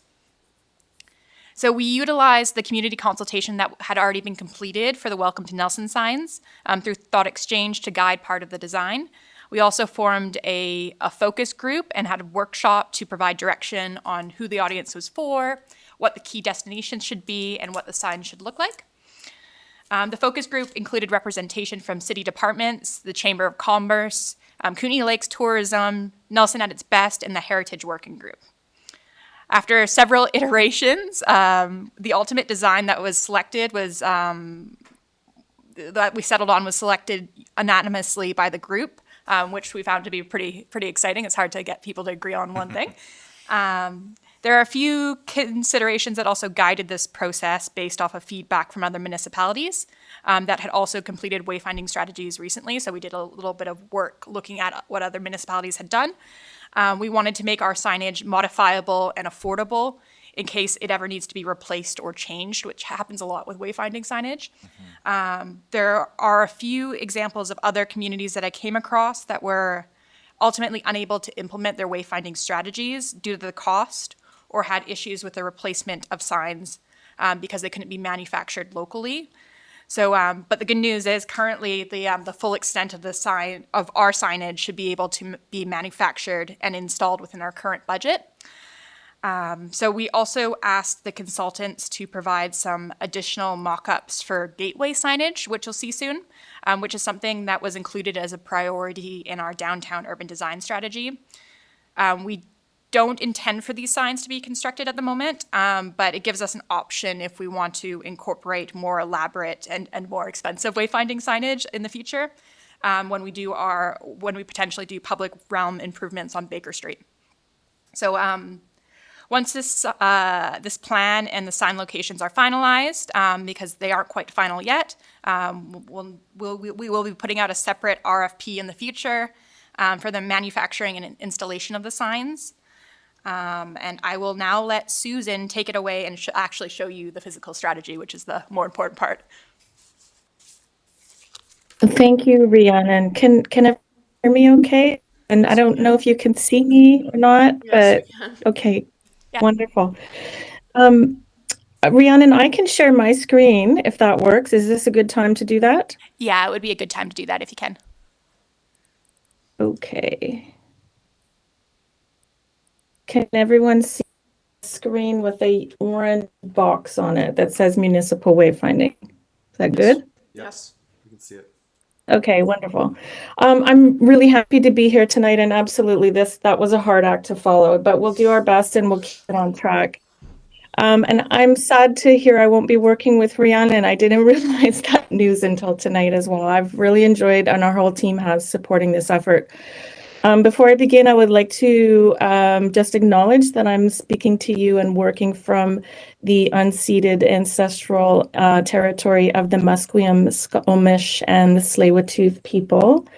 And I'm very pleased to just begin walking through what we've got. It'll be a fairly high level, building on what Rhiannon has said. She talked a little bit about the process, and I just wanted to highlight that just last summer, my team, there were 3 of us, we were out surveying, meeting with the stakeholders that Rhiannon mentioned, walking all around the city, taking photos, and it was such fabulous hot weather. It was a really great opportunity. It was very different than now. This project includes orientation map signage, directional signage, and identification signage. All signs are envisioned as non-digital and not internally lit. And as Rhiannon mentioned, they're all very cost-effective and yet beautiful and effective. So this strategy began with an information review and signage audit and City of Nelson and stakeholder engagement, which is shown in the middle picture. This was in June. We did a series of workshops, and that's just a little bit of evidence of it on the lower right-hand side, where one of the things that we determined is that the consensus with the group is overall the goal of the wayfinding plan is to be helpful to people who are new to the area, whether they are tourists or new residents. And that may seem sort of obvious, but it is important to define who the signs are for.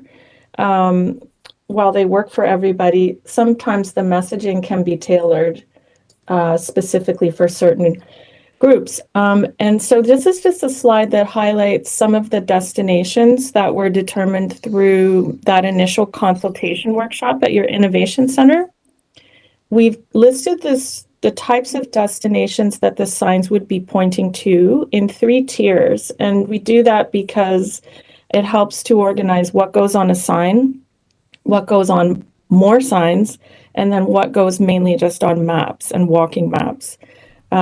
So I can get into that if anyone has any questions, but one thing that's relatively important to note is that there are no commercial businesses that are pointed to. It's a municipal wayfinding system. As we said, we've done many of those, and that's a general policy that most municipalities adopt. So I'll just get into the signage design without further ado. As Rhiannon mentioned, it was really exciting. We had we've gone through a number of options. When we came in June, we had some options to share, and we got some feedback on that. Then we presented about 5 or so more options for graphic look and feel, because the idea was to capture as much as possible a bit of a sense of Nelson, of the fabric of the city, tough as it is to do in one little simple sign. But this is some of the graphic elements that were adopted unanimously. And essentially the signs are fairly straightforward. They have 2 colors of green that come from obviously the surrounding and beautiful environment, but some of the other elements of identity that are evident around the city. The mountain is kind of a edgy graphic way of taking a nod to the environment as well. I can talk a little bit about the typography and some of the icons, but we explored a whole variety of different typefaces, and I have to give a nod to the graphic design is quite intimidating in Nelson, and typography is really where the rubber hits the road on that. So we really wanted to up our game and make sure that we did something that was both contemporary and looked like it was well designed, but also had a timeless feel with a strong legibility. And so there's a real balance that you're walking there.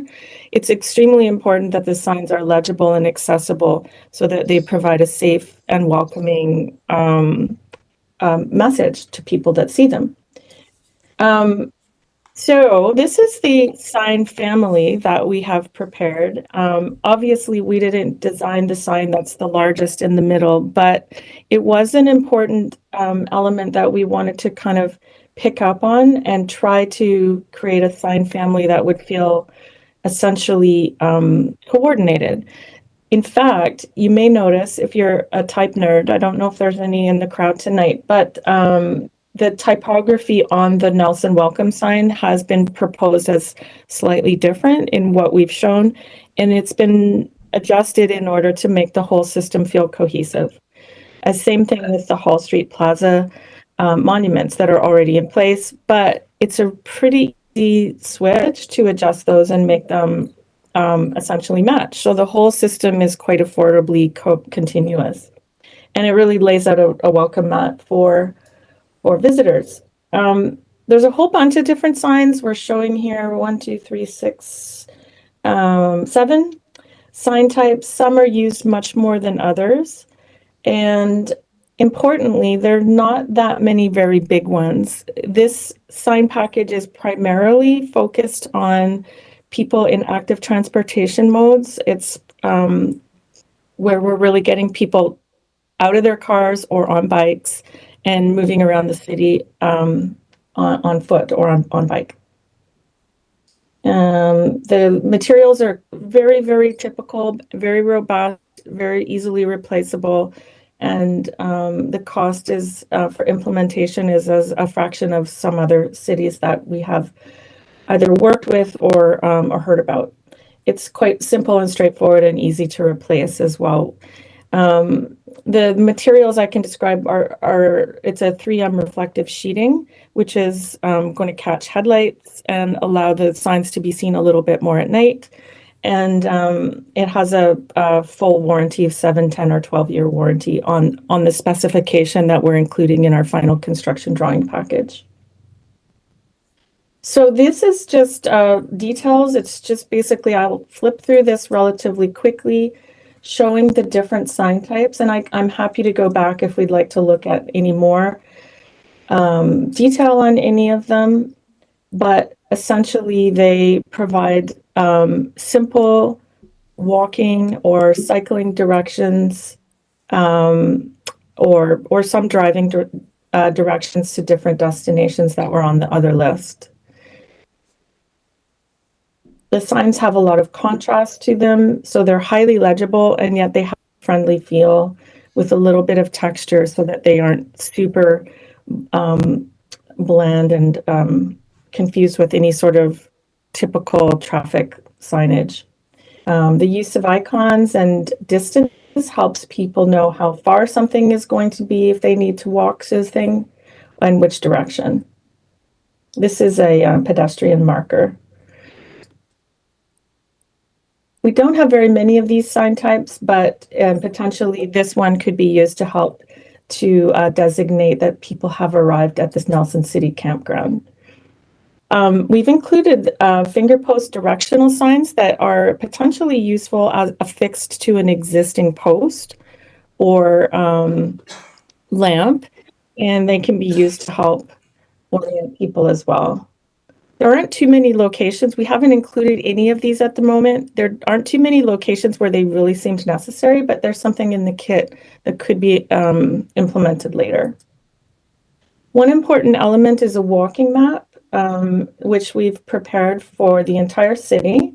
It's highly diagrammatic and has a sort of friendly color scheme, as well as a very clear "you are here" marker with a 5-minute walking radius. And we like to include that because it's helpful for people to understand the scale of how far they can get in a relatively short period of time. Now, in some instances, I know that there's some pretty big stairs. So it's just a suggestion, an average of what it might take.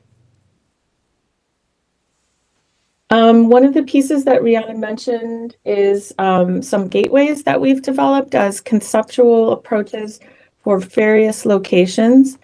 You can see some of the potential locations listed here at mainly along Baker Street, at Hall Street, Ward Street, and potentially Stanley Street.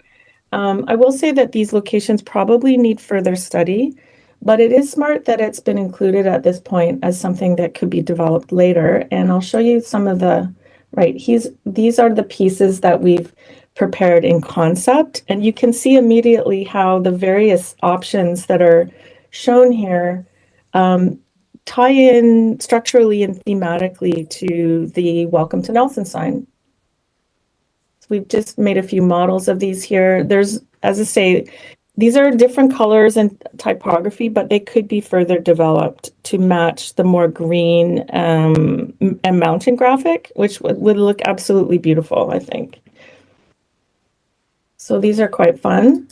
And then potentially they could be an alternative, for example, to this location, or again, locations are TBD.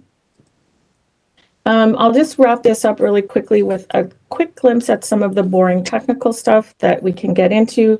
But essentially, the package that we've prepared has identified sign locations and messages for 69 signs that are anticipated as new. And I don't have them all in this package, but essentially there is a sign tag for each unique location, linking a unique sign type. Those are the different sizes I showed with messaging.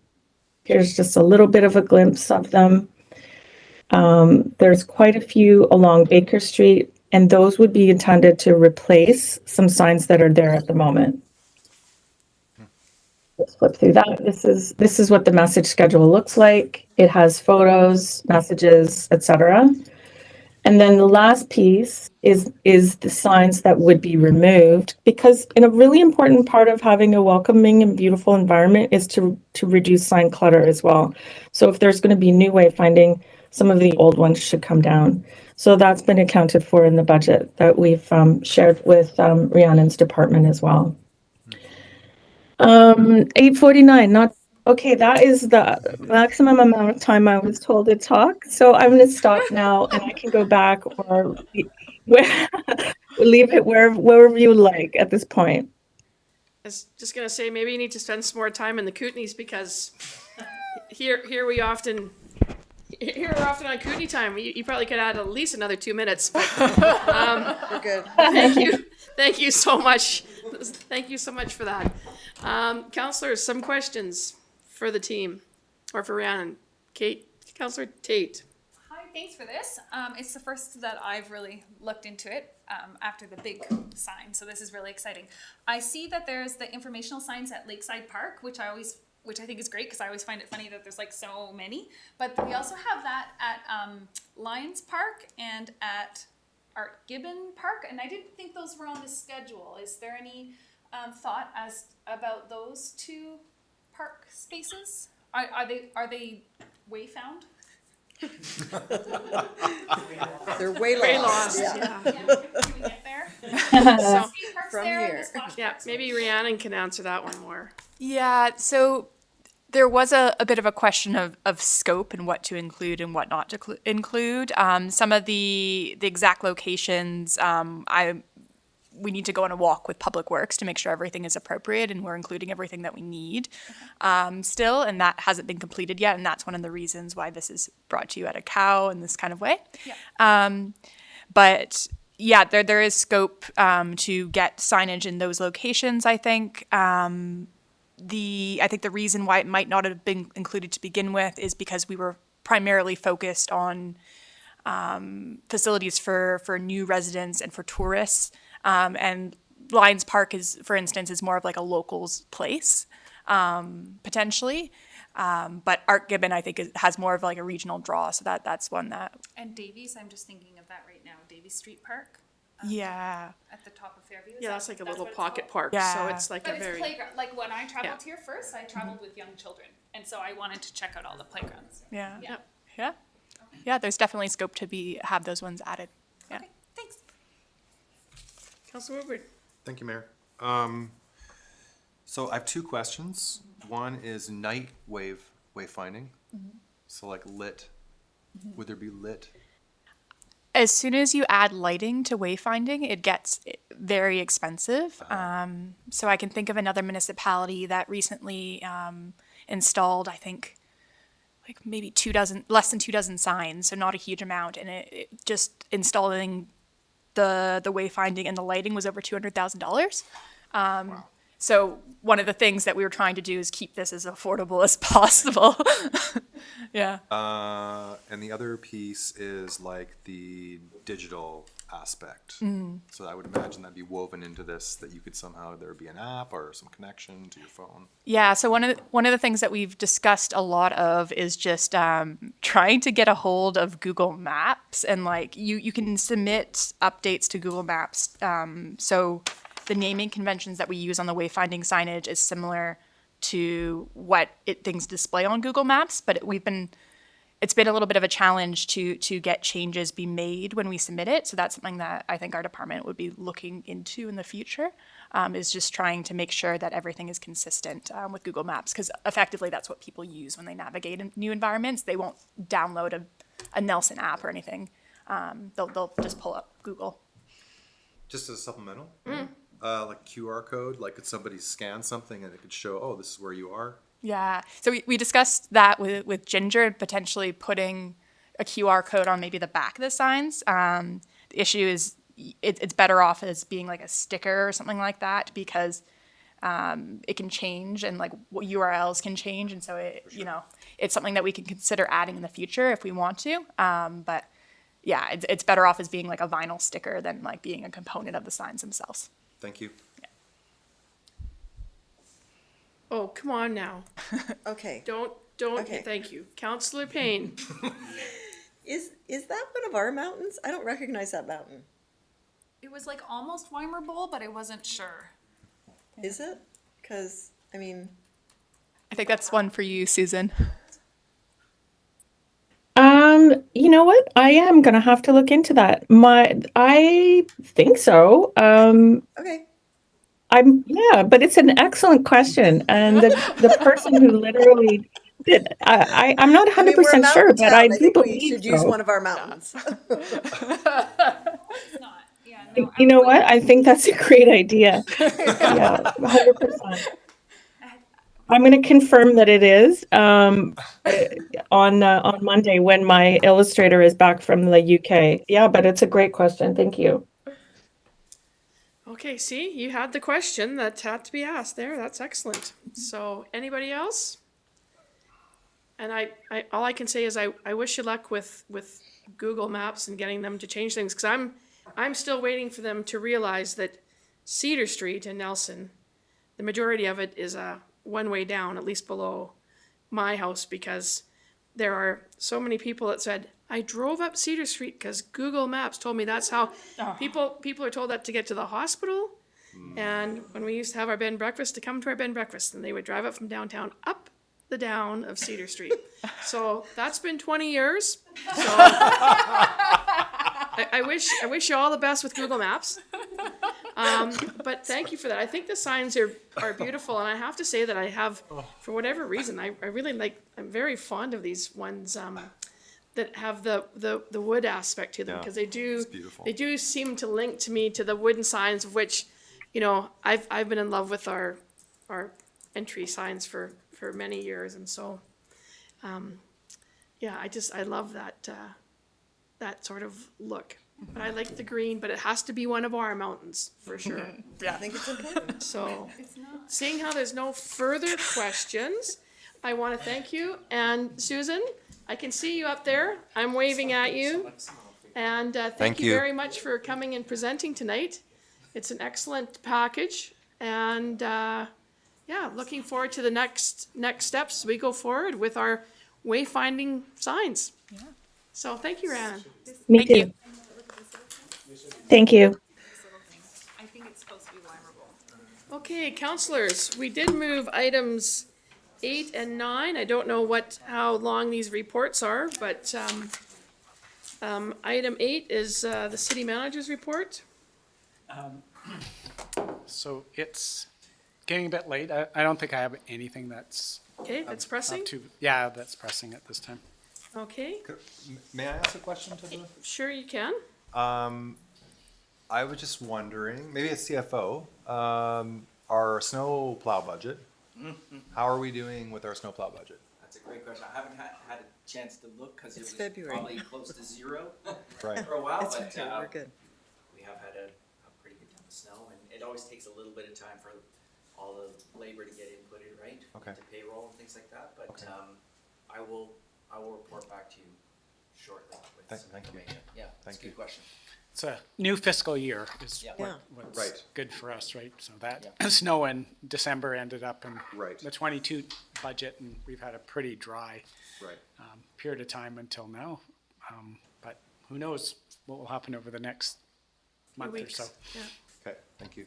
I would say this is kind of typical snowfall for Yeah. Oh, yeah. March. This This isn't unusual for us for this time of the year, so, yeah. And I think we need the water to a certain extent, so. Oh, yes.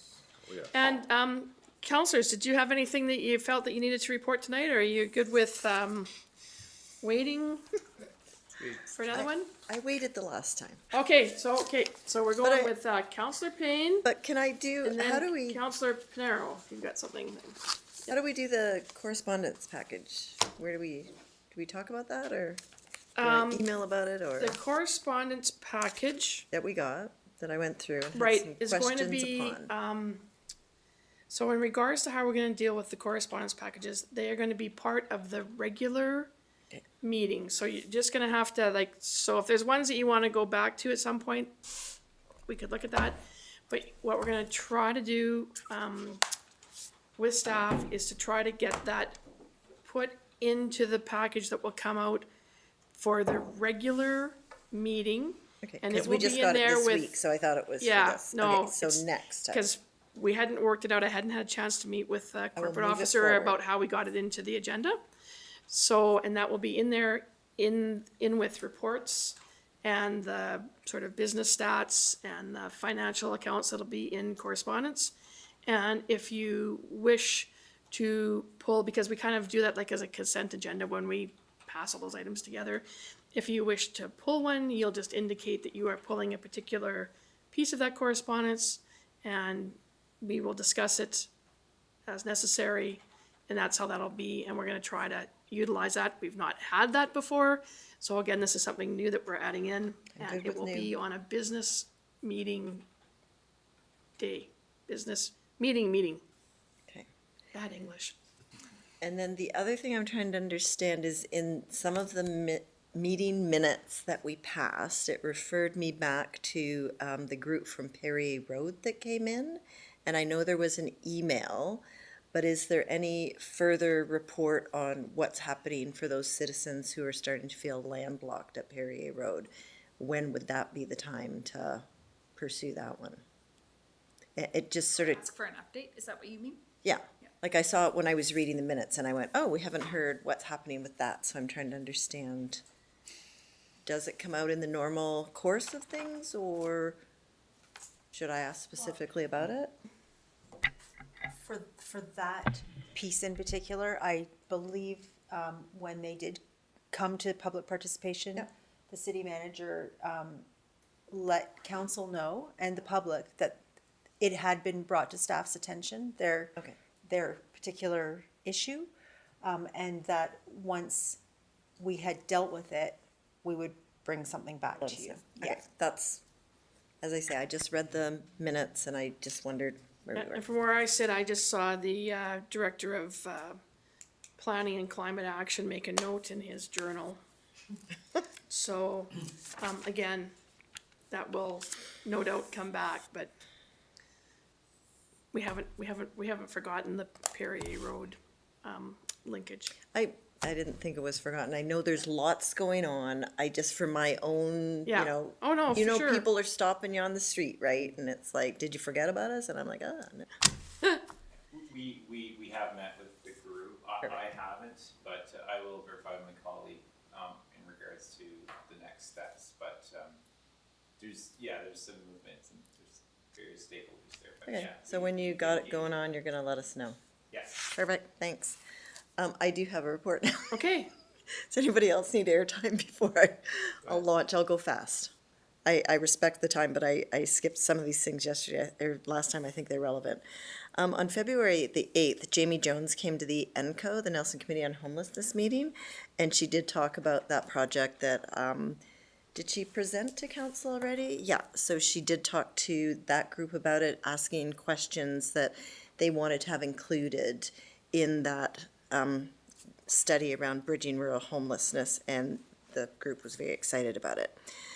On the 22nd, as a result of the incredible efforts of Development Services, the Rosemont Transportation Improvements Open House was held. It was a cold and snowy night up at the Granite Point Golf Course, but there was pretty good attendance, and a lot of the residents were very interested in their parking on Vancouver Street. But I think there was some really good feedback, and staff was awesome at working through those questions. Always love to have public participation. Not as well attended as the Hume School was, but Third Avenue was pretty long, and there were a lot of people there who also wanted to talk about their parking, if I remember correctly. The next night, Living Lakes Canada held a Nelson and area stream flow and water quality monitoring webinar, which I only went to because I had promised Rory Gallagher that I would. And surprisingly enough, it was actually fascinating and extremely well attended by staff. So Carmen Proctor, Cecilia Jacques from the climate team were there, and Scott Spencer from Nelson Hydro and Scott Eagleson from Works was there. Incredible information, what Living Lakes is doing here and want to do and increase the sort of monitoring of the stream flow and water everywhere around Nelson, which we know is so critically important to us, and want to bridge that out into citizen science so more people are involved in that. But they really wanted to identify what needed to be monitored, and I all know all about that. One of the interesting tidbits that I learned, and I'm going to probably finish with this, is that there are 4 creeks, and many of you may know this, that are flowing under Nelson, and they are contained. And wow, the catacombs, the creeks going under as we developed and changed this landscape to meet our human needs without maybe sometimes some long-term thoughts of nature may have its way at some point in time, and being prepared for that. So it was really interesting listening to that report. And the one thing that came out was on that evening was that the City of Nelson 2021 annual drinking water report was going to be available, but I didn't see anything on the website. So I'm assuming that when it is available, will we see it, be notified of it, find out about it, or it's not really that important? I don't know. I'm interested in it, but that's me. I love the whole creek under the city thing too. Yeah, I'm not sure who actually publishes that. Is that? Well, Scott Eagleson was the creator of it as far as the Living Lakes material. I think Rory and he. Did Rory work with, That okay. one, yeah. So maybe, yeah, it was just in some of the documentation that came that evening, that was going to be available. This was last week, so he said next week, so I assume this week sometime. I think it was last week. That's my report. There was one other thing, and it's very minor, but I did spend this weekend at the Young Agrarians conference, where young farmers and older farmers and people just generally interested in food, of which I am one, gathered from all over British Columbia and some places in Alberta here in Nelson to talk about food production. And the one thing I walked away with was the fact that we read all the statistics about farmers are aging out and who is going to be growing our food. There was a young, passionate, dedicated, and enthusiastic group of people who do want to continue to provide us with good, healthy, culturally appropriate food, and are very focused on food security and food sovereignty, which are both mentioned in our Nelson Next plan. So that was just a personal interest of mine, but I just wanted to share that there's just a hotbed of agrarians right here in our town. That's it. Councillor Pinero. I just have a couple things. I'll try to be fast. So I was able to go to my first library board meeting of the year. It wasn't the first library board meeting of the year, but it was the first one that I was able to go to. So that was exciting for me, and just what great people, and we went over sort of the guiding principles of the library, and I think the reason we did that was, because we've all read it, was to sort of get to the bottom of why we do some of the things we do. There's all of these there's a lot of big language in that document about inclusivity and community and outreach and these things, and so some of those big words get lost in translation a little bit, and we need to understand why we do these things. So I think it's a good lesson for maybe other aspects of our work as well. Should keep an eye out, because the library will be reinstituting a monthly library column in the Nelson Star. I'm gonna sort of rotate who's responsible for that on staff, but that will be something that's going forward is good. And they talked about just the feedback, lots of positive feedback about the elimination of overdue fines. So people are obviously pumped, and I don't know if anybody's still listening to this, but if you no, yeah, like I was gonna say, if you've been avoiding the library like I have Come on down. for several years, it's safe to go back. It's all good. And then the second thing I had, I was invited this last weekend to attend a Synaxed allyship gathering put on by the Blood of Life Collective. That was on Saturday and Sunday. It was packed. There was a lot of people there. It was profoundly affecting to me. I have to say that, and I won't say it was because it was fun. I think I can think of a lot more lighthearted ways to spend my weekend than listening to accounts of cultural genocide and racism and lateral violence and oppression. And so it was not a good time. The food was excellent, though. But it really did affect me, and some of the things that stuck out for me. First, that it was full. I know that the autonomous Synaxed tend to be shunned by institutions in this town, and I don't know that that's a sentiment that's shared by the population, if the attendance is any indication. The other thing that stuck out for me was there was lots of great presentations from anthropologists and from archaeologists and from anti-oppression sort of professionals, and lots of great information. What stuck out for me was that there was an emphasis on rights, of course, because we're dealing with unceded land and we all live here. There's obviously an emphasis on rights, but I think overshadowing that, there was a big emphasis on responsibility, which I found interesting. It's not that you have rights over the land as Indigenous people was definitely discussed, but there was more emphasis, I believe, on responsibility for the land and for the communities as they exist now. And that was an interesting thing, because I don't think I'm the only one that struggles with our reality here on unceded land and what to do with that situation and how to feel about that. And what I felt at this gathering with these people was I felt educated, but I also felt included as a member of the community, and I felt that these people and the Synaxed that live here in the community also stood for me and what was important for my kids and my family that is growing up here on this territory. So I thought it was heartbreaking and it was profound, but it was also really inspiring for me.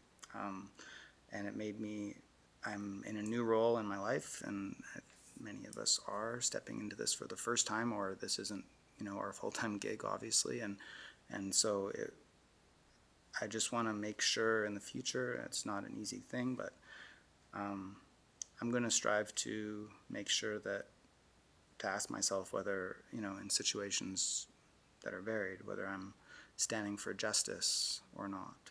And I feel like justice is almost never convenient. It's almost never easy. It's almost never pleasant.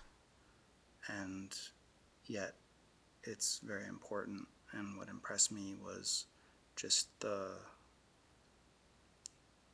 depth of that commitment by the people in that room, and it left me very affected.